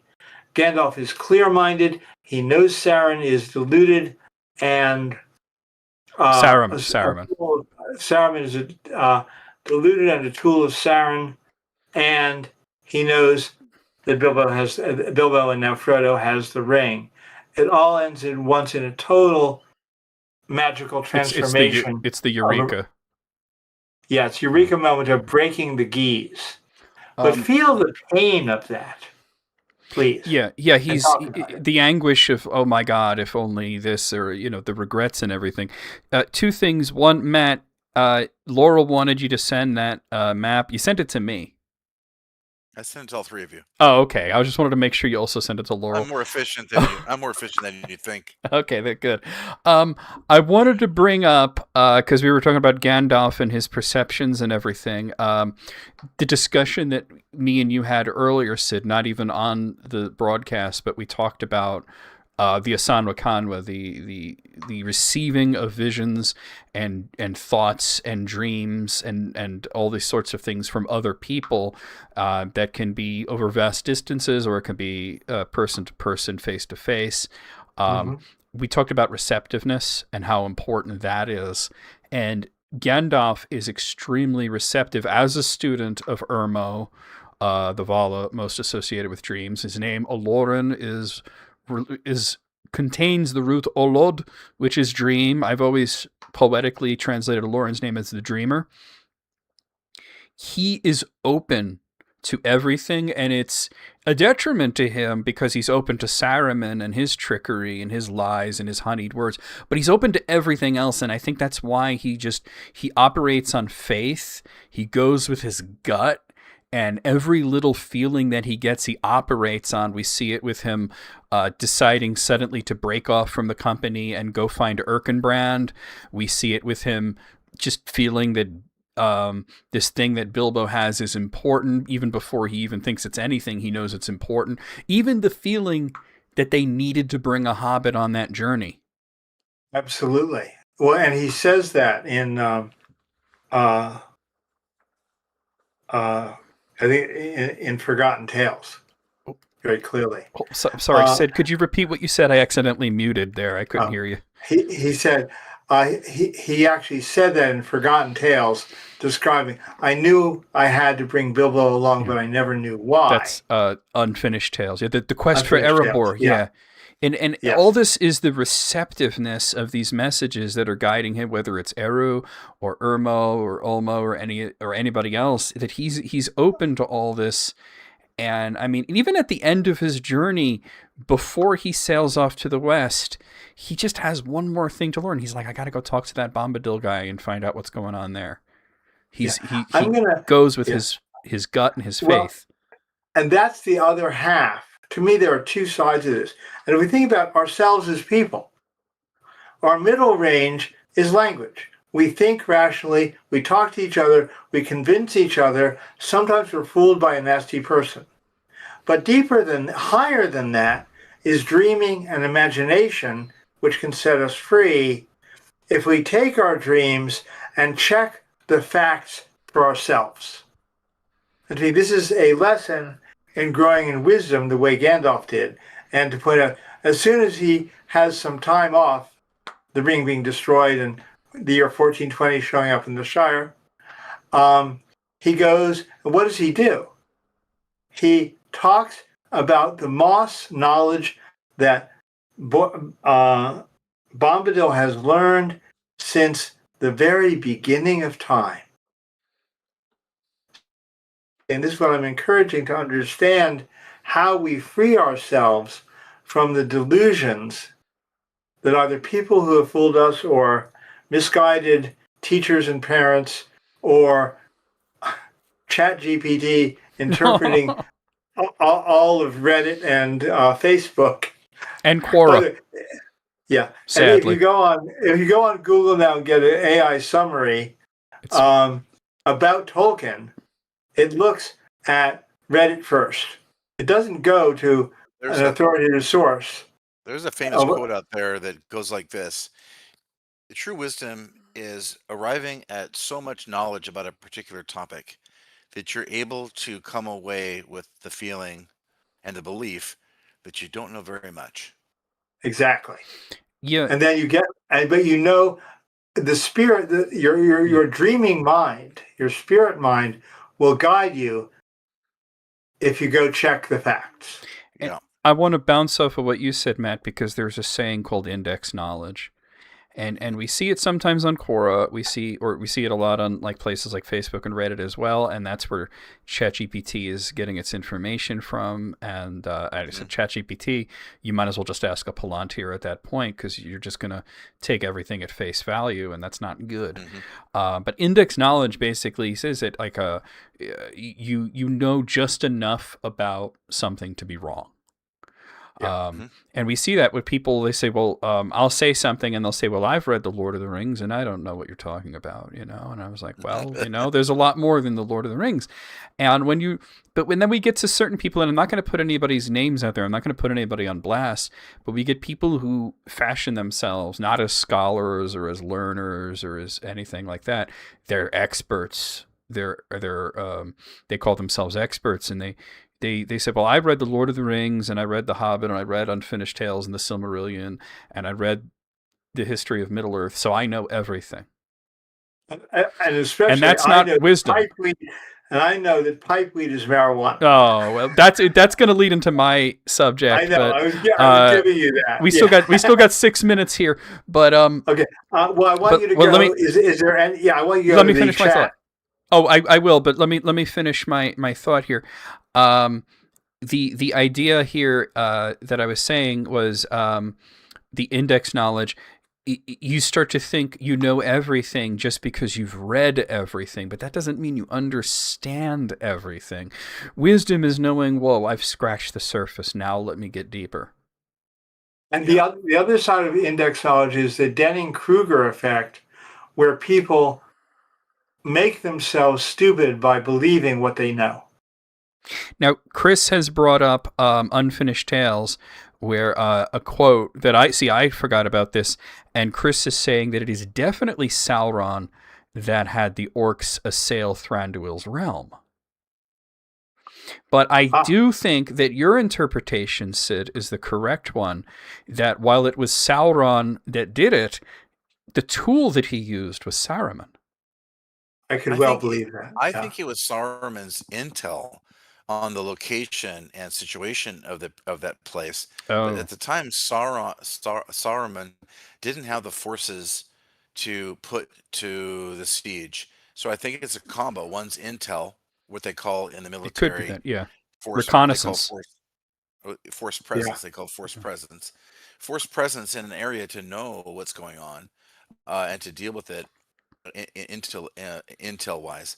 And then there is the actual ability to bring in the forces to handle it. And I think that's the combo you guys are talking about. See, I see it as Sauron comes by this knowledge that Gollum is in the Woodland Realm, probably finds that out, from various spies, and then goes on his palantir and says to Saruman, I need you to have some orcs attack Mirkwood. And Saruman's sort of, why? Just do it. Don't worry about it. I'd like the rest of our time first to turn to the chat, tell us anything interesting anyone has said, and then I'd like to give everybody a final piece of homework for next month to be ready for Gandalf 3. It's mostly what Chris said and just people enjoying the conversation. So there's not really anything else there. It's just like Chris had something big there. I have a clarification. John, are you saying that Saruman did contribute troops to that siege? I think so, because they came from over the Misty Mountains. Not from the Misty Mountains, but from over the Misty Mountains. But Sauron has troops deployed abroad beyond just Mordor. He doesn't have orcs over the Misty Mountain. The question is the meaning of the word over. Was it clearly over or out of? It said what Legolas says was they came from over the Misty Mountains. What about Angmar? Angmar's gone. There's trolls there. That's what's there. I know, but that's not my point. My point, I guess what I'm saying is as opposed to Angmar's gone, true. And that's very far to the north. I know, but that doesn't mean that all the orcs that lived in that whole area don't still dwell in those areas and can be commanded by a presence like Sauron. No, I can't disagree with it. I can't prove you wrong, Matt, but I believe that actually that Sauron's range was very, very limited. I think he had Mordor. He could put pressure, obviously, on Ithilien. I think he did gain control of the orcs of the entire Misty Mountains, but I don't think he ever got to the other side of the Anduin and the other side of the Misty Mountains. I mean, he didn't have control over the orcs in Moria, for example. So that's absolutely correct. So you guys are thinking that at this stage, Saruman has control of orcs in an area from over the Misty Mountains. Absolutely, and I think that there's a lot of evidence that points at. First of all, these are guys that actually got the drop on the elves there and killed some of them, which suggests that they may have been Uruk-hai that the elves were unfamiliar with at this point. And we know that the orcs, there were half orcs in Bree. This was his breeding stock, that whole area there, the Enedwaith. This would have been early on. Yeah. Okay. It's an ongoing thing, Well, I'm just saying that's pretty early for having the number of troops deployed. Well, it was a quick skirmish. They said there was some orcs that came in, they killed some of the elves, and then they ran off, and then the surviving elves chased them, and while they were chasing them, they ran off to the south. Gollum escaped. It wasn't like a big battle. I always thought it was like an ambush. I always thought it was like a a SWAT team of 20. Yeah, that sounds right to me. That sounds correct. And Brian, Force of orcs. Brian in the chat, by the way, going back to the Index Knowledge and Wisdom, says, I finished reading The Hobbit at 5 and know about Tolkien's military exploits, and I know nothing. I sit and listen. Thank you. So we're about at the end of the time. Is that right? Let me check it real quick. Oh, yeah, 10 seconds. Okay. Tolkien in World War I was assigned to the communications battalion. Yeah, and he hated it. He was in Signal Corps because he tested very high on signal and language and communications. Go figure, right? That was his expertise. But the military figured that out pretty quick, and that's why they assigned him there. But he was on the front lines. Yeah, he detested being in the Signal Corps too. He found it to be dreadfully boring. boring. They tested him, and he might have ended up on the Enigma project, but he was just too. He was out of war. Slow and he was too slow and studious. Yeah. Plus the fact that I think at that point he wanted no part of any wars anymore. Yeah, So I we're at a time, but go ahead. Yeah, like just do like a closing thing. Yeah, I want to encourage people, take all that you just heard and the feeling of it, and go back and read the entire dialogue when Saruman arrives at Isengard, and the gate closes behind him, and he knows something is deeply wrong. I mean, when Gandalf arrives. Gandalf arrives to see Saruman at Saruman's bidding. And you have someone who can no longer be deluded, facing someone who has not only deluded others, but utterly deluded himself. And you see a truly wise person looking at someone who brought about his own doom. He curses out Gandalf for not saying, well, why didn't you bring me the ring? Well, I didn't know it was the ring because you told me it wasn't. Read that passage and see how when we deceive others, we destroy ourselves and destroy every opportunity for success. And that's my final Gandalf-like thought for you all. And I love that you said that he deluded himself, because that's the first and foremost, and also the finality of Saruman is his own self-delusion, because even after the destruction of the One Ring, the war is won, Sauron is brought low, it is no longer a threat, and the hobbits and Aragorn and Galadriel. No, Aragorn wasn't there, I'm sorry. The hobbits and Gandalf and Galadriel and Celeborn, they meet Saruman and Grima on the road in Dunland, and he's still exceedingly bitter, cursing and spitting and saying that they have done great evil and brought great evil upon themselves. He's so projecting. I'll tell you one more thing. He then fell to his ultimate secret addiction. Mm-hmm. The pipe weed. Why did he go to the Shire? He needed pipeweed. It's the only thing he could sell for. So he killed himself by the addiction that he was ashamed of, that he picked up from Gandalf. Yeah.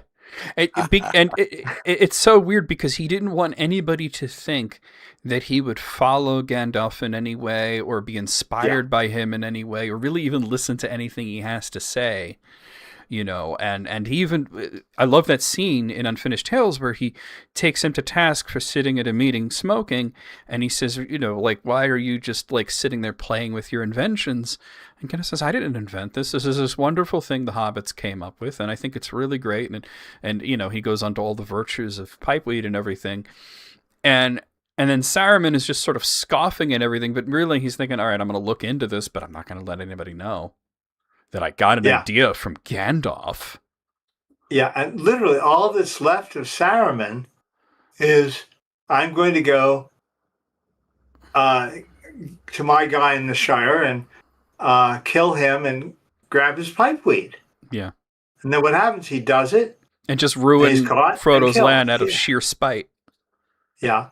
And out of sheer spite and the need to smoke. Yeah. And it's so wild that he would think of it, that it would be a secret vice, because Gandalf's going around puffing around, Gimli smokes, Aragorn smokes, Merry and Pippin smoke, Sam even a little bit, it's just such a common thing, I mean, okay, yeah, the elves think it's weird, but Yeah. And that part in Unfinished Tale that you just cited, I imagine Tolkien at faculty meetings where there are senior professors who run committees yeah, who bore him out of his freaking mind. Chris has to live through this, yeah. and I hope she's laughing right now. But that whole passage reads like the faculty meeting from demonic hell. Yeah, because you would think, well, why would somebody like Gandalf be so disinterested in the council meeting and everything? It's because it's all bureaucracy, it's all theater, it's all Saruman just throwing his weight around and being the guy in charge. Galadriel started the council, and then she wanted to cede leadership to Gandalf, and Saruman really didn't like that. I'm going to give you guys the last question. If you don't want to answer now, you can pick up next month. Okay. When Saruman put out his geese, which was 1,000 years before Bilbo got the ring, because it was before Gandalf went into look at who was in Dol Guldur. We know Gandalf was geesed. Do we think that Galadriel or Círdan or Elrond believed that the One Ring had rolled to the sea, or did they hold back and just not buy it? I think that was maybe a private conversation between Gandalf and Saruman, and I don't think that, because I think that if he no, the text says that he said this to the entire White Council. Are you sure about that? Because I read it today. It's in Council of Elrond. All right, then I'll believe you on that, because all right, then I would say again. No, you use it to pick up next month. It'll be more fun. Okay, that way we can put some thought into it. Okay. Well. Yeah. I'm ready to answer too, but I'm also ready to start my own segment. Well, so. it's short. I'll just say I do want to say something about it now. We'll talk about it great length. We will. Okay, because Matt, you haven't said anything in a while, so go ahead real quick. Well, I think that the elves really deferred heavily to Saruman. He is the Maya of the group. I think they deferred to Gandalf. Well, and by proxy, Saruman. Saruman is known to be a Maya. So is Gandalf. So when those two guys say something, and for a period of time, Saruman is the chief of the council, and they're talking about ring lore, and they're talking about one of their brethren. You know how Tolkien is about like status. These are Maya talking about another Maya's ring, which is Sauron. And all of that seems to be beyond them. So I don't think he was she was geezed so much as just trusting in what Saruman wanted to. That say. That's the geese, I suppose. Yeah. So yes, the answer is yes. She was geezed, but she was more apt to believe him than Gandalf was in the end, because things weren't adding up quicker to Gandalf than they were adding up quicker to Círdan and especially Galadriel and Elrond. So I just think this was kind of a Maya colleague. Well, but that has nothing to do with the question. Well, the question was who was being geezed. No, the question is, do we believe that they were also hoodwinked by Saruman, as Gandalf was? And my thought on this is, I don't think Saruman hoodwinks Galadriel at all. I can't speak to the others, but I think Galadriel goes with what Gandalf says. And because Gandalf is hoodwinked, it's sort of like a grandfathered in, I agree. Or she just sets it aside. Not because if she disagrees with Gandalf, she's going to keep quiet. That's her nature. Well, I agree with that, but she's not going to bring it up in a public forum. I agree with that. I just think if you're getting it from Saruman as the chief of the White Council, and the other Maya on the council is Gandalf, and he agrees with what Saruman is going for, that's two strikes and you're out as far as the elves are concerned. That's my point. It makes total sense, and I disagree. I think the same intuition that caused Círdan to hand Narya to Gandalf and not Saruman. They, on some level, perhaps receiving dreams, knew. Not they could be misled, but they remained deeply suspicious. Deeper than Gandalf did. If you look at the hierarchy of the wizards, I mean, you have first Saruman, and then Alatar, and then Gandalf, and then Varda steps in and says, "No, he's not the third one." Yeah. He's not the third. And Saruman's just like, what does that mean? What do you mean by that? You know? But anyway, okay, You're going to find out, kid. Yeah, we are going to find out. All right, so I'm going to give myself 2 minutes here to intro our final segment here. So this is born out of, I wasn't sure if there was really something to this, but I talked about it with Sid, and we agreed that there was something to this. This is born out of a ridiculous back and forth argument that I had on Quora, where somebody commented on one of my articles from like 2.5 years ago, where it was a very simple question. When they do smoke in The Lord of the Rings, what is it exactly that they are smoking? And I answered very simply. It was one of my shorter pieces where I said it's tobacco. And I gave not all the reasons that you would come to that conclusion, but the pertinent ones. Because there's mountains of evidence, and you don't really need to get into everything. But I got a new comment on this very old article just a few days ago from somebody who I'm not going to name, who said, people that want it to be tobacco always point to where Tolkien said that it was nicotiana. However, they leave out the point where he said probably. And of course, he said it was in the afterword. It's not in the afterword. It's in the foreword, or the first part of the foreword to The Lord of the Rings, which is concerned. Oh, sorry, the second part of the foreword. The first part is concerning hobbits. The second part is concerning pipeweed. And Tolkien very clearly states that it is tobacco, and that it is probably nicotiana. And the reason that I bring this up is because there are many plants that are tobacco. Any nightshade plant is tobacco. And there are other varieties of it. And Sid was tickled when I gave him this bit of information earlier, that we know that the hobbits knew of the non-nicotiana forms of the pipeweed because one of them is called lobelia. And of course, Bilbo has a cousin by marriage named Lobelia Sackville-Baggins. Hobbit women always have flowering plant names. So any sort of flowering tobacco could be smoked, or any sort of nightshade plant. But he said that the pipeweed is tobacco, and that it is likely to be nicotiana, meaning that it is likely to be that specific type. And you would think, well, that's the end of the argument. I provided his letters where he called it tobacco. I provided quotes from both The Lord of the Rings and The Hobbit where it says tobacco. But this guy was very obstinate and increasingly abusive in all of his replies. And in the end of it, I had to block him. But what he accused me of, which was pretty ridiculous, was not allowing people to have other interpretations of the text. And of course, Tolkien was big into people having interpretations and discussions, and that's what the show is all about. But there are boundaries. He said that perhaps some people would enjoy the story better if they believed that they were smoking marijuana. And I said, well, maybe some people would have a better time if they believed that Gimli was an elf. But that's not the case. There are boundaries to the realms of surmise. It is a defined realm. And that's what we want to talk about. There are a lot of things that are open for interpretation, but there are some things that are not. I'd like to leap in here because I've been thinking about this a lot since our conversation this afternoon. And I want to, for me, I'm very passionate about this. And for me, it comes down to one word: respect. Mm-hmm.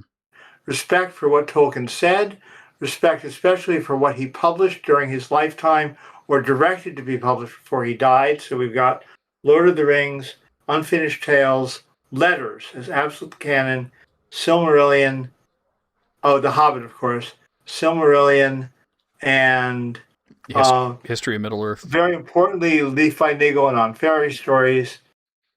Adventures of Tom Bombadil. Adventures of Tom Bombadil. But there's also something else. Respect him as a person. Yeah. There are certain things he would not talk about, being a British professor and an Orthodox Catholic. He never talked about homosexuality. I'm sure he went with the Catholic line that it was a sin. That didn't mean he would judge people for it. We don't know. No, he had a friend, a poet that was a gay man. Yeah. Oh, okay. Did not. So this is my it point. It wasn't just a friend. He was a long time intellectual colleague. Tolkien was his muse as well. Yeah. And who did you say? What was the name? W.G. Auden. Okay. Now the other, and that's exactly my point. As a scholar, whenever he was most certain about things, he said probably, just as Gandalf does. It's a habit of wise professors. He was not going to talk about things that were for him taboos.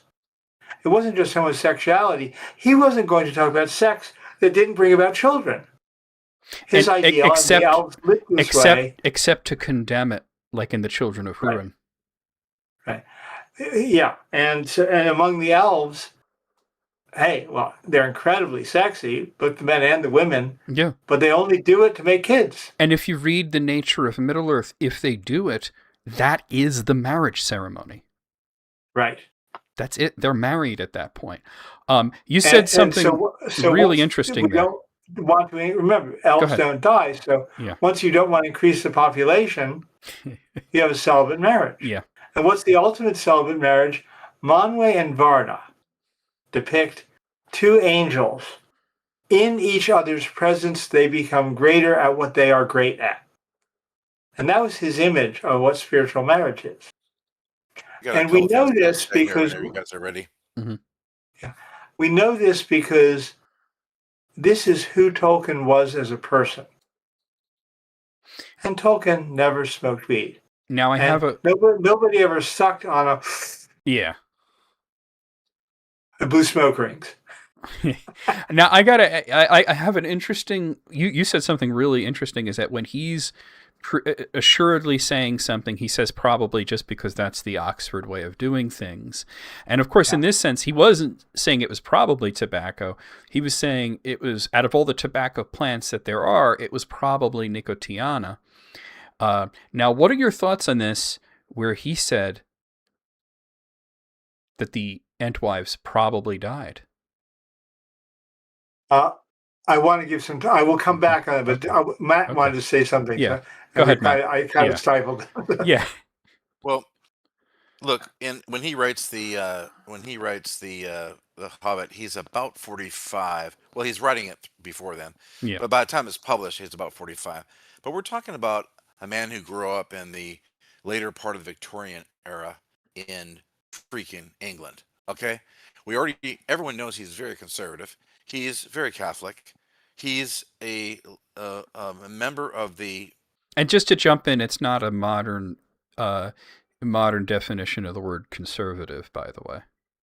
No, but he is traditionalist. Yes. Okay, and he is. That's a better way to put it. Yes. Get mixed around between. But he's got a rebellious streak in him, but he's not. He wasn't a dope fiend, you know. Right. But he lives in this place, and he is part of the educated class of English British society. And the second thing I want to point out is, you were talking earlier about, well, you've got, varying degrees of certainty based on canon sources and things like that. I personally have never said this, but I have a rule of three. If I have enough evidence from either Tolkien's letter or science or a canon passage written in direct narrative from Tolkien's vision of his mind and narrative, that's the holy trifecta for me, because it doesn't matter how you interpret it. you can interpret it any way you want. And this is why where I really don't agree with you can interpret it, it's fantasy, you can interpret it the way you want. I mean, I get that. I mean, what my point though is if we're talking about trying to capture what the author is explaining, and it's the only way it can be explained, and it leads you down to what I call a pathway of information that basically says this is like 95% got to be what they're talking about with 3 or 4 pieces of evidence, even if it's deducted logic or coming from canon or whatever. If it's 3 or 4 pieces that get you there, and there are no competing strands of evidence for an alternate theory, for That's the theory biggest B, thing. Yeah. The competing evidence you're in this then you're there. argument is just vibes and feelings, not anything Sure, I that he agree. wrote, And you're right. Like I had his letters, I had The Hobbit, I had The Lord of the Rings. What more do you need? That's 3 Right, pieces I right know. there. Well, Sid, I wanted to kick it back to you for a brief moment here because I was just thinking, well, here's the thing. What sort of person could only enjoy The Lord of the Rings if they believe that they're smoking cannabis, for example? Pothead. Well, no, because look, I've indulged in it myself, and I don't think that they're smoking that in The Lord of the Rings. But my mother is the biggest pothead I know. She got me into The Lord of the Rings and The Hobbit when I was young, and she knows they're not smoking that. But like, how could you only enjoy it that way? That's so limited, and it reminded me of that friend of yours who said that the most inspirational thing that he got from the film was meat's back on the menu. And it just speaks Exactly. to such a surface level thing that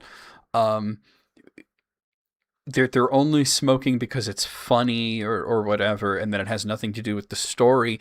And we just spent all this time talking about how important it was with Gandalf and Saruman, well, what it really And shows in my mind, it really shows the difference, the sharp divide, the chasm divide between the old generation and the new generation when it comes to the English language.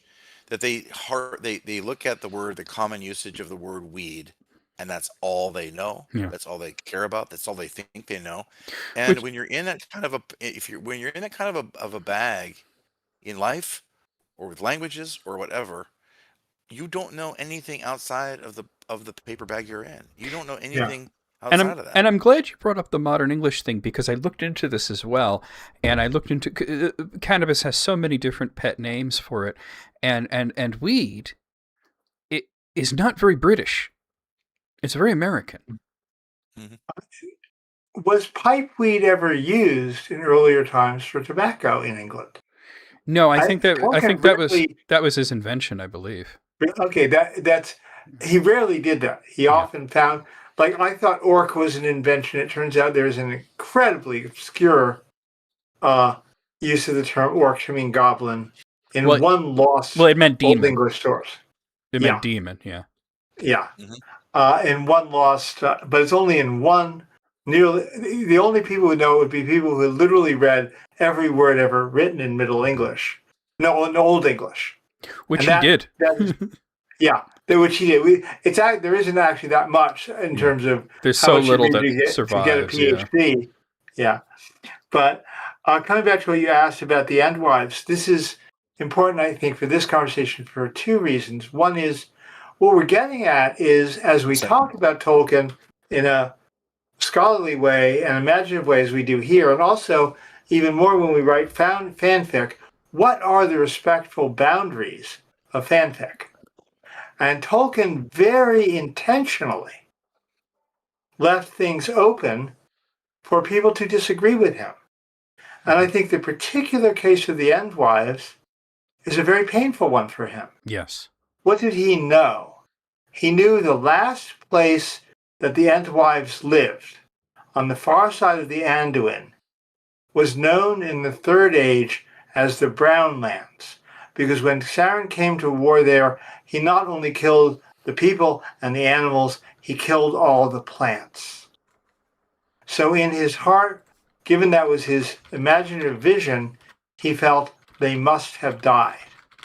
But his deeper heart wished it weren't true.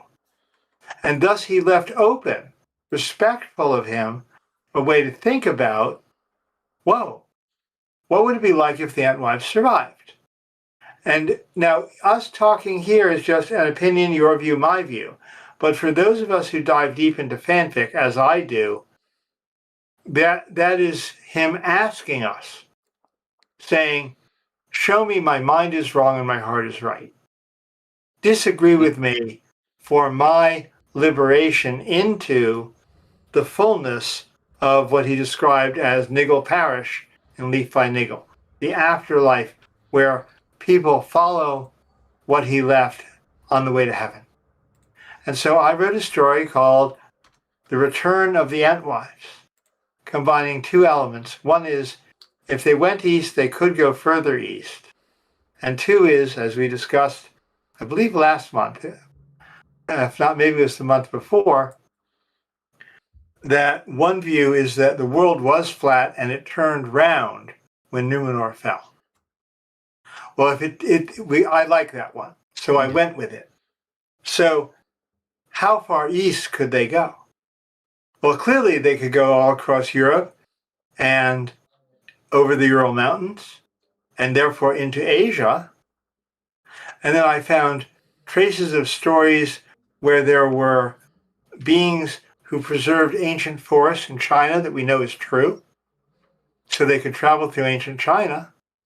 And then we have I think 15th century, but I may be totally wrong about that, it might have been earlier, case where Chinese ships made it to the California coast and walked in as far as the Grand Canyon. So I traced the Entwives across North America, meeting with and blessing the Native Americans with much of their talent for forestry.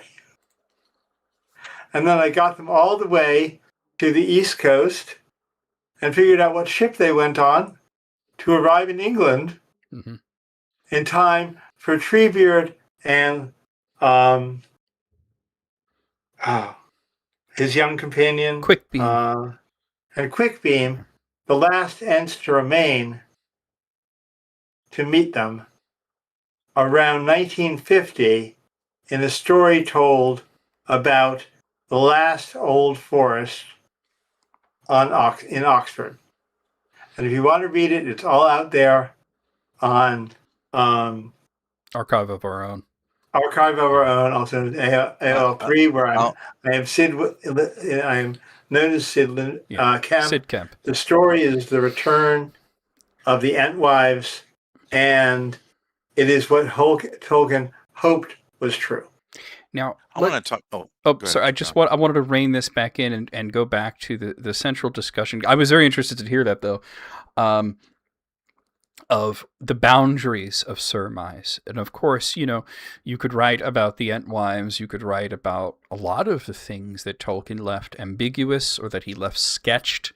Or there's a lot of room in the Second Age and the early Third Age where and there's so many things that you can tell, stories that could fit in with the canon of Middle-earth, much like there were many stories of King Arthur and Merlin that all didn't necessarily fit together if you take the totality of them all, but that they agreed with the classics. And I think that, when you look at this, The Lord of the Rings is the classic, The Silmarillion and The Hobbit are the classics. As long as you're in concert with them, you're good to go. But, yeah, like I said, you can believe what you want to believe. Tolkien wanted people to take different lessons from his work and apply it to their lives. He called it application, not allegory, but application, where you say, this is what he's teaching me. This is my takeaway, not what he's teaching Sid or what he's teaching Matt or what he's teaching Chris or Brian or Laurel or anybody else that's watching, but what he's teaching me, and this is what I take away from it, and this is where I'm going to flourish that into my own thought and out of my own mind. But our own thought and our own lives. Yes, absolutely. And there are limits to things that you can do. And sometimes you can skirt those limits. There was a pair of video games that came out, Shadow of Mordor and The Shadow of War. And I'm planning on going into these on this channel at some point and breaking down the lore and everything. The lore is ridiculous. The lore has, for example, that one of the Nazgul was Helm Hammerhand. Doesn't make sense. Yeah. The 9 Nazgul were established hundreds of years before he was born, and people have asked me about that, and I said, well, what if that's just some ridiculous tall tale that they tell in Gondor? It's a story that exists in Middle-earth. It's not true. It didn't happen, but it's a story that people tell. And that's a sort of good way of looking at it. So you can skirt the boundaries. You could step over and you can hop the border a little bit, but there are boundaries. You can't say Gimli's an elf. You can't say that pipeweed is cannabis. There are a lot of things that you can't say. You know what I mean? And you know, it's just sort of like crazy that somebody would say that I'm stifling them by saying that pipeweed is tobacco, when that's what the author said. The author's stifling you. I'm not stifling you. Or you're stifling yourself. Yeah. And there are also some fundamental, I think, first of all, the kind of people who you end up regretfully perhaps having to ban are, another term is in their own bubble. Mm-hmm. They just can't escape their own thinking frame. Some people would call it narcissism is another term. There are a few others, but they just can't think outside their own very limited box and bias. Kind of like Saruman. I did get this. I did get a feeling of the devilry of Orthanc there. Matt, you were going to say something. Well, it can also just be the unhappiness of the more stupid hobbits of the stores of the Smeagol's river folk, yeah. That they decided all this civilization is too much for us. We're gonna. Yeah. Matt, you were gonna say something.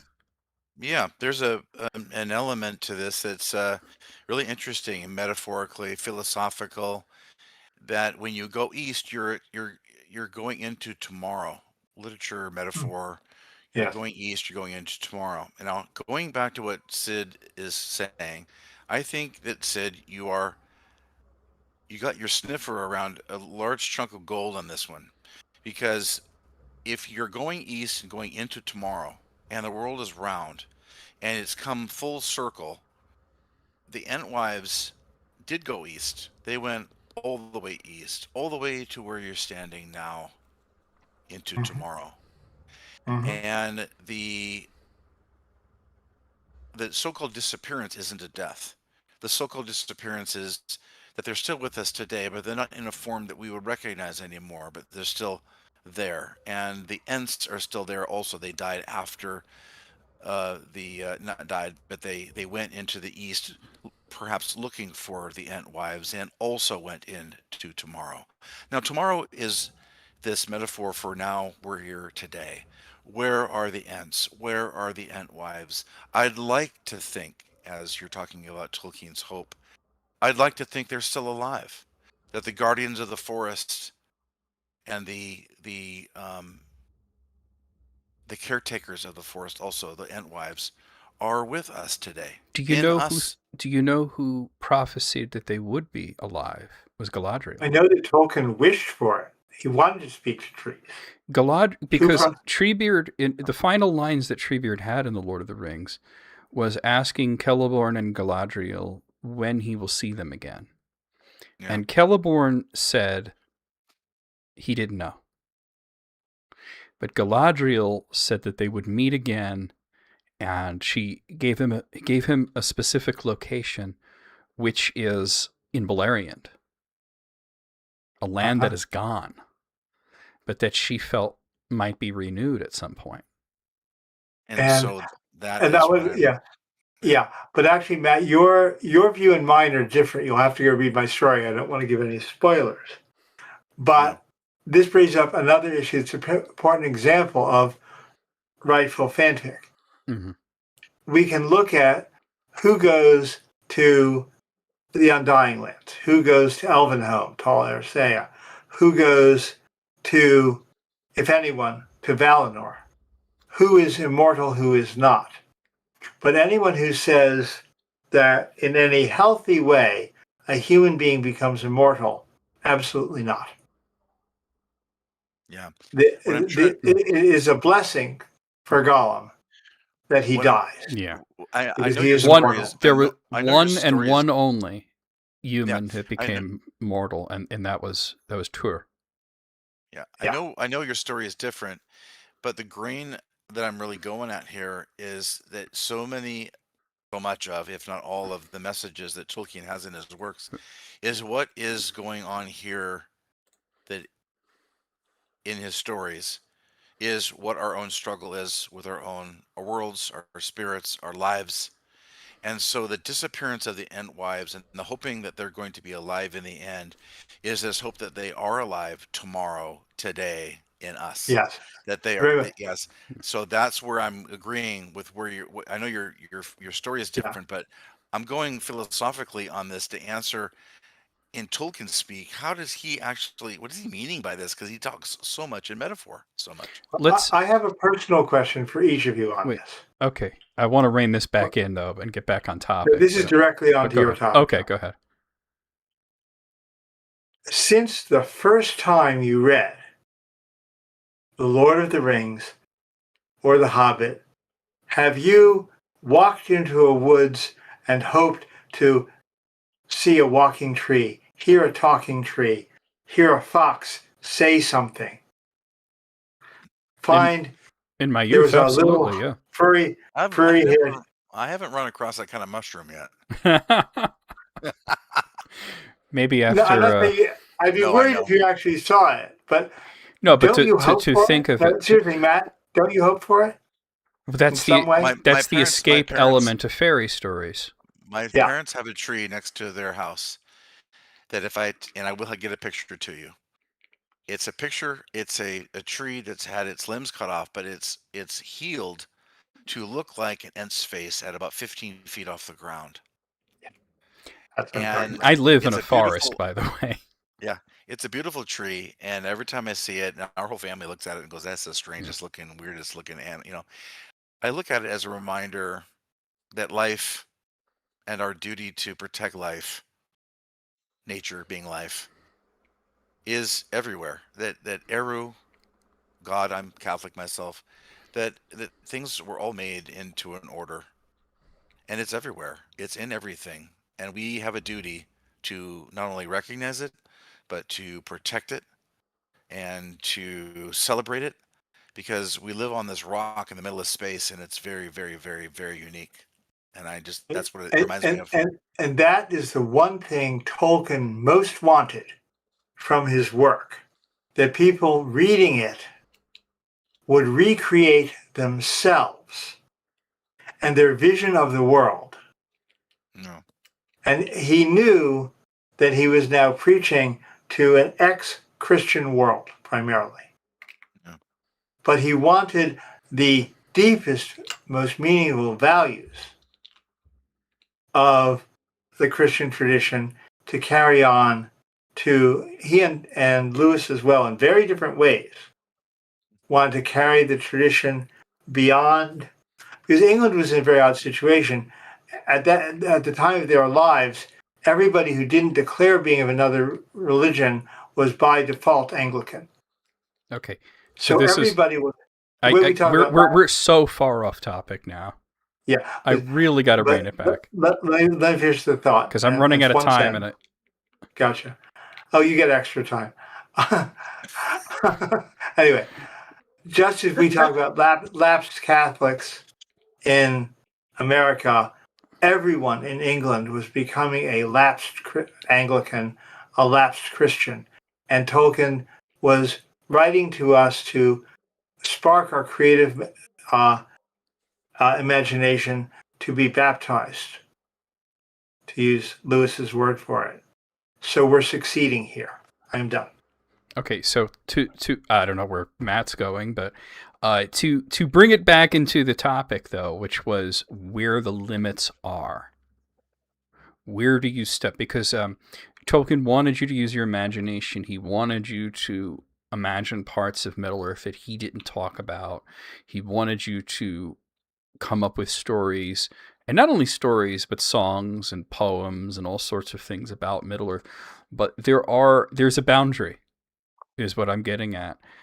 There is a boundary. There are several boundaries that you just don't cross.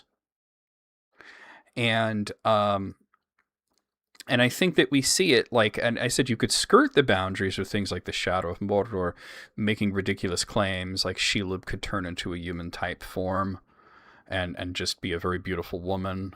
And I would not go there. Yeah, well, but I wouldn't go there either. But they did go there, and I could imagine that being the sort of like ridiculous stories that they would tell in the latter days of Gondor, like the sort of darker period that we would see in like the New Shadow, which was a story that he started and then decided to stop, and that because he knew that he was running into a boundary. I think he said that he didn't want to tell that kind of story.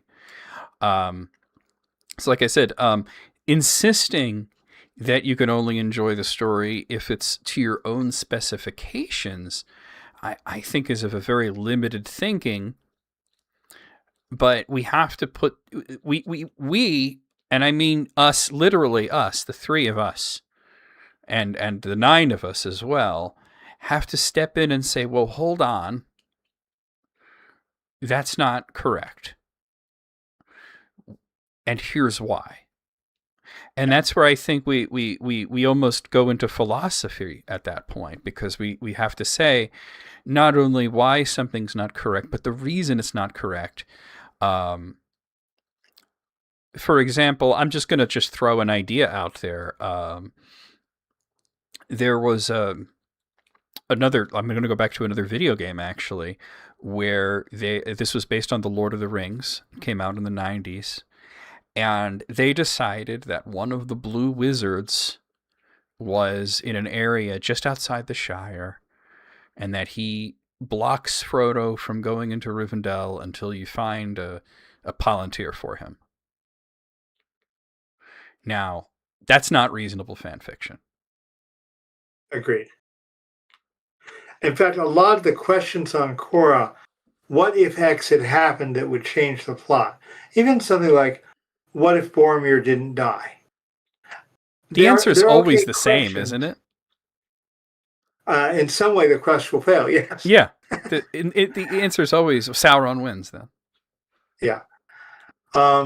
So, which shows how perfectly shaped the eucatastrophe of the Lord of the Rings is. And you get it all in the Council of Elrond. It's all spelled out by Gandalf. Yeah. Why this is the only way to go, and the only option left. The hypotheticals. Sorry, yeah. I thought you were finished there. Go ahead. Well, I'm ready to give my final. How many minutes do we have left? Because I'm ready to give my final closing statement. Because I think I've given my answer to your question. Two and a half minutes there. The hypotheticals that you speak of on Quora, what if this happened? What if that happened? I hate these questions so much. And I usually decline them. I actually only entertain the most ridiculous ones. Like if it's so ridiculous that you actually make me laugh. Like there was one that who would win in a fight? Or they didn't even say fight. Who would win between Fingolfin and Captain America? I was like, that is so stupid that I have to write about it. And then people say to me, John, what are you doing writing all this? I said, I'm allowed to have fun. Gotcha. And I didn't write it as a fight, by the way. It was a drinking contest and a fashion show. I only write ones like on that topic when it's gonna possibly explain something else that I think needs to be explained. Yeah, that's another good angle to come to it. That's about the only one I do. But usually it's Now you guys are running up. Can I give my final statement on topic, summarizing what I said? Okay, yeah, go ahead. Yeah. Okay, here we go. The key word is respect. Get out of your own mirrored box, out of your own bubble, and know Tolkien as a person with a history, a culture, as a thinker and an author, as somebody who didn't have the internet and managed to learn an incredible amount of stuff, but sometimes got it wrong. Respect his instructions in his letters on how to subcreate in his world. Do not break the fundamental rules. All men are mortal. All elves ain't. Keep to those frameworks and follow what makes your heart sing within that framework, and tackle the unanswered questions. The ones where Tolkien shows, I think this, but I hope that, like what happens to the Entwise? Did the earth actually become round? Things he changed his opinion on. Pick Many any times. pick any one of the 4 different stories of where Celeborn came from. These are the things where there's room to go play and do it respectfully and make it something that is not for profit, that heals your own imagination and makes you, in my case, a disciple of Gandalf the White. Okay. Matt, do you Those have are the anything? rules Do you I have would anything give. to say on this before I give my final say on this? Um, my biggest advice to anybody listening on how to read Tolkien is you have to understand, if you want to understand what you're reading and make it deep for you, whether you agree with wherever it's going or not isn't the point. But if you want to understand it and get the most out of it, don't try to reinvent or reinterpret what he's saying. Just let it happen. Let it Mm-hmm. let him take you there. He's that deep. He is one of the deepest writers ever to hold a pen. Let him take you there, and you will be amazed at the things you find if you don't fight it. If you just come out, it doesn't mean you're going to have to agree with everything in the end, but go along with the experience. Take away what you can to make yourself more introspective, tolerant, deeper, more patient with other people, more patient with yourself. Let it happen. Let it happen, and you'll be a different person and a more well-read person for it as well. And that would be my advice. My final thought on this is, and it echoes a little bit of what Sid said and a little bit of what Matt said. Um, I always refer to surmise as a realm. I'm being, a little facetious and a little cheeky when I say I'm sailing off to the realm of surmise, and I'm coming back with souvenirs and postcards, and I'm telling you what I learned. You travel to a foreign land, like the realm of surmise. You follow the laws of that land. You go to Middle Hmm. Earth, you play in that sandbox, you follow the rules of how Middle Earth works, or Arda Hmm. as a whole. You don't assume that you know better than the author. You could disagree with him on things. For example, I think mushrooms are disgusting. That's something that I They're disagree not with hobby. Tolkien on. I don't like smoking tobacco like he does.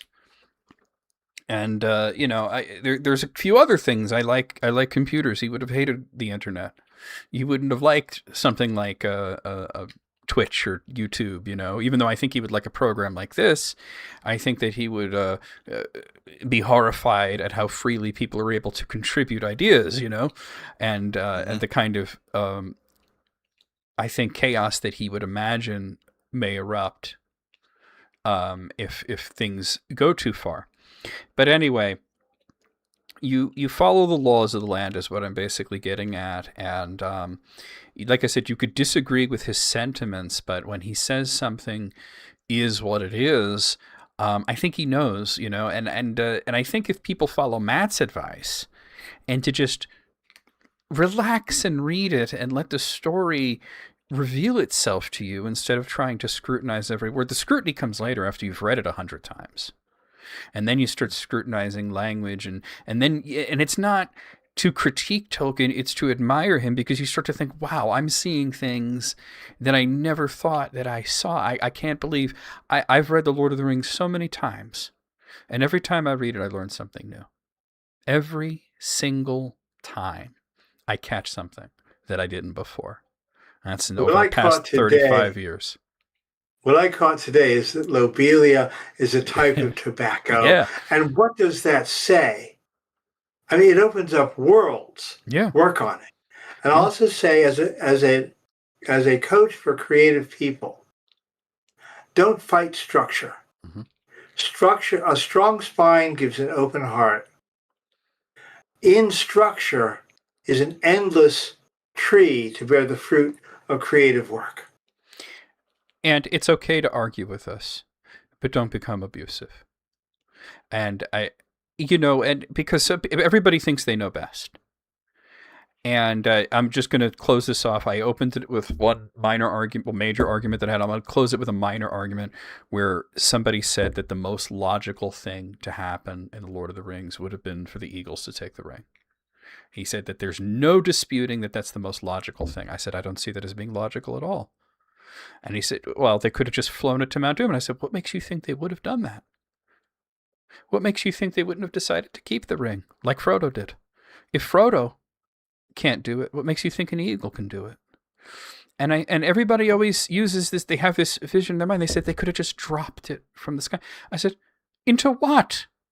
Do you know that thing at the top of a volcano? There's no lava there. That's rock. It's only when it's erupting that there's lava. Well, it's also, if you don't know Tolkien, you don't know to be able to say or realize or tell your friend or whatever. The eagle, if you know Tolkien, the eagles wouldn't be anywhere near that ring. No, they were like Gandalf. They were the same type of being as Gandalf, just in a different form. Yeah. And for the same reason, that's like which is that's like trying to give a dog a bicycle. They're just like, what? Yeah. I think there's an even deeper reason. Gandalf's purpose was to support, and all the Maya, their goal was to support the freedom of the free peoples of Middle-earth, freeing ourselves. Mm-hmm. And no wise being ever does a child's homework for him. Fixing this world is our job. It's like saying, well, why didn't Gandalf just run Saruman and his ruffians out of the Shire at the end? Well, because the hobbits were perfectly capable of doing it themselves. And they needed to know it. It was the hobbits that stopped Sauron. And then you get this diminished little wizard that doesn't even have any magic powers anymore, and a couple of rough dudes from Bree. I think they can handle that. And take a look at, now those we go with personal. Tolkien was a person who suffered shell shock, aka PTSD from the war, brought it home with him, and knew he had to bring home something of value from his war experience. Especially when he brought home, and he felt very much like Frodo. He couldn't do it. He had to go off. He had to go off into a dreamland. Especially when Sam could consider what his war experience was. That he didn't get injured. He didn't get shot, but he saw people that he loved and admired get murdered, killed, injured, shot, mangled, and then he caught a disease that normally people just shake off, and he wound up in the hospital for it in 2 years. Sick as a dog. What did he do? He started writing Beren and Luthien, The Fall of Gondolin. He started writing his stories.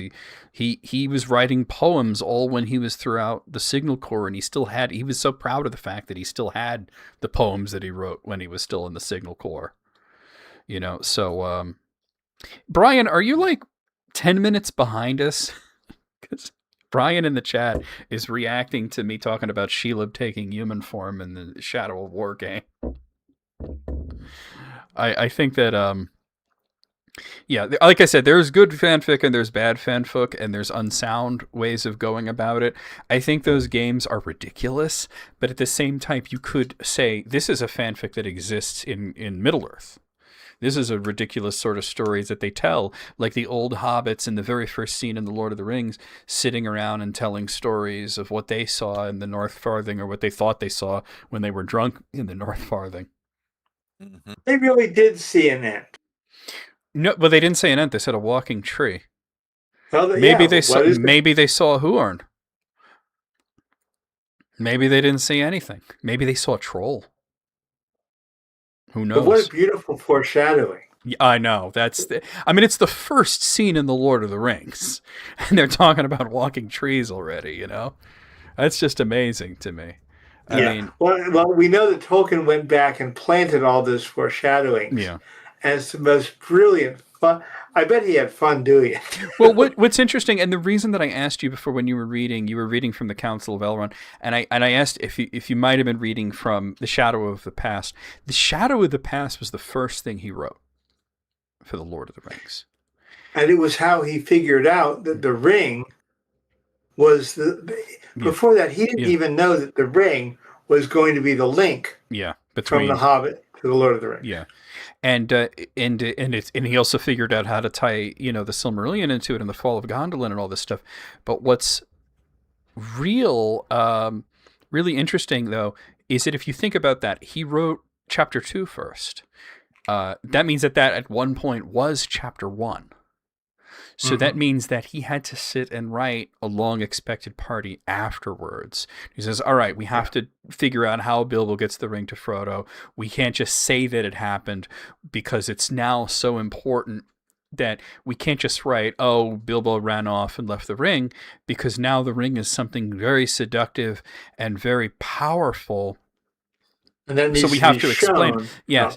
And then we get this first scene of Sam and his dad and Ted Sandyman and Daddy Two-Foot and all these guys in a pub, not the Green Dragon, but the one that not the Golden Perch either. I forget the name of it, but there's a pub in Bywater that they were at, and just spreading rumors and gossip, and some of it's true and some of it's not true. Like, did they see a walking tree or something that could have looked like a walking tree?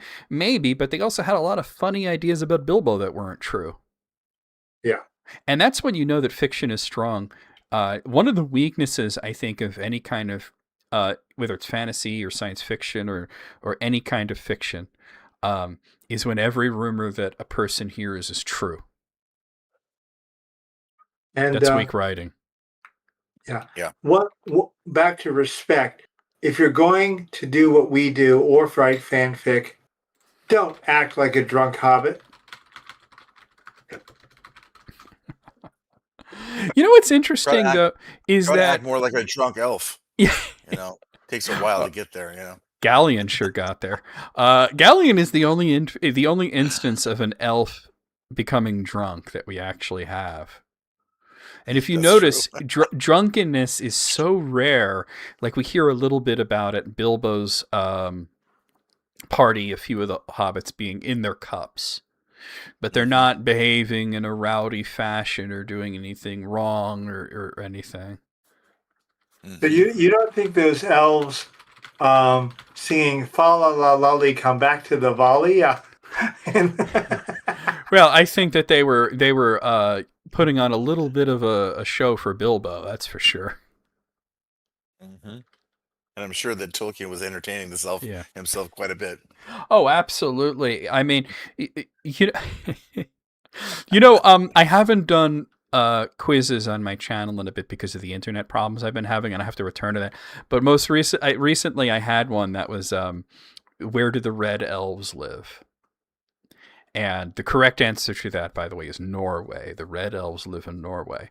But one of the answers that I put there was, there's no such thing as red elves, you ninny hammer. And that was the majority of people went for that. Well, I think they were thinking in Tolkien. Well, it was one of Tolkien's stories. The Father Christmas letters. Oh, okay. Father Christmas and the red elves fought off the goblins at the North Pole. Ah, yes. I read it on... Is that within is Rudolph an Old English version of Red Elf? That does sound like it is, right? Rudolph. Okay, wait. Now you're going to have me looking up the etymology of Rudolph, because that's a really interesting one. I don't care about the AI, what it has to say. Here it is. It's let's see. What does it mean? It means fame, glory, honor, renown. That's what Hroder comes from the Norse Hroder, and then Ulf is actually wolf. So it's actually yeah. So it's like wow, that's interesting. Renowned wolf. It's not that different from Beowulf. There we go. Rudolph the Red-Nosed Ranger went off to fight Grendel. That's funny. Came home and got drunk, and he had a shiny nose. Oh, I mean, I like your etymology better, but that's so cool that it basically means glory elf, you know? I love it. think we've gotten punchy, and it's time to close out the night. It definitely is. Okay, so we're gonna Best ending ever, guys. Best ending ever. We're gonna head over here. Oh yeah, well, it's in the top 3 at least, right? We were talking about Rudolph, but yeah, no, because on Christmas Day I did a stream where I read the Father Christmas letters in its entirety as just sort of a Christmas special here, and then I decided, well, what if I put something from there in the quiz and see how many people were paying attention? And the answer was, well, about 68% of them are not, because they all said there's no red elves. Because I don't just ask questions about the Lord of the Rings. I mean, I've thrown in Farmer Giles of Ham. I've thrown in Rover Random. I've thrown in on fairy stories and his letters and stuff like that. So, you know, it's not just Legendarium quizzes. But I will get back to making quizzes for you guys on a daily basis, probably starting next week. I'm a little... Like I said, with all the internet issues I've had. Thank you guys for coming out and watching us. And, of course, big thank you to Matt and Sid for coming here and having these amazing discussions with us. Chris says this was fun. Everybody's saying goodnight and how much they enjoyed it and everything. So just Thanks for stopping in. Quick plugs. Lore Master, that's Matt. Lore Master on Quora and loremaster.com. I'm John Sierra here on YouTube and on Quora. Sid Kemp on Quora and Archive of Our Own. And be on the lookout sometime late spring, early summer. We're going to be performing Beren and Luthien for you guys. An adapted screenplay by Matt. And of course, at some point, we have our book that will be coming out. So it will be... And it will be announced and sold here on this station and on Quora first. You guys will be the first to hear about it. The amazing thing is when we'll have our advanced copies and I'll be able to hold it up and say, this is what you're going to be reading. This is what you're going to be buying. And it's not just the 3 of us. It's going to be us and 6 others and writing a lot of great articles. Think of it like The Nature of Middle-earth, a collection of essays on the deeper lore. Except they're not written by Tolkien. They're written by us. Mm-hmm. Anyway, that being said, I thought that might have been the case, Brian. I thought that might have been the case. Yeah, Brian was 20 minutes behind. I thought so because he was replying to things that we said a long time ago. Okay, so let's end the live, guys. Schedule-wise, just to let you know, if you watch me on Twitch, I'm not streaming on Twitch right now. Hopefully next week, I'm going to do some stress tests. Next week, the 12th, I'm going to be returning with more of the 2 towers. We're actually going to finish the 2 towers. And we might even start the Return of the King, depending on how long it takes me to get through all that. But hopefully by then, we'll be able to stream both on Twitch and YouTube, because I'm going to do a stress test and figure out if my settings are correct, or if the issue is completely resolved at this point. So the 12th will return with more of that. On the 19th, we will return with some sort of Tolkien stream. I haven't decided yet. We finished the 2 Towers video game. I might play the Return of the King game. And thank you for the subscribe there. Thank you so much. And then in 4 weeks, on the 2nd, we will be returning. They can't see you, Matt. Matt has a candle that looks like Baradur. It's not a candle, but okay. Oh, it looks like a candle. What is it? It's a dye tower. Oh, okay. On the 2nd of April, we'll be back with the more of the Council of Tolkien. Sorry for distracting you. The live will end now. We'll see you guys next time. If you watch me on Twitch, I'll be live tomorrow afternoon on Twitch playing Dragon.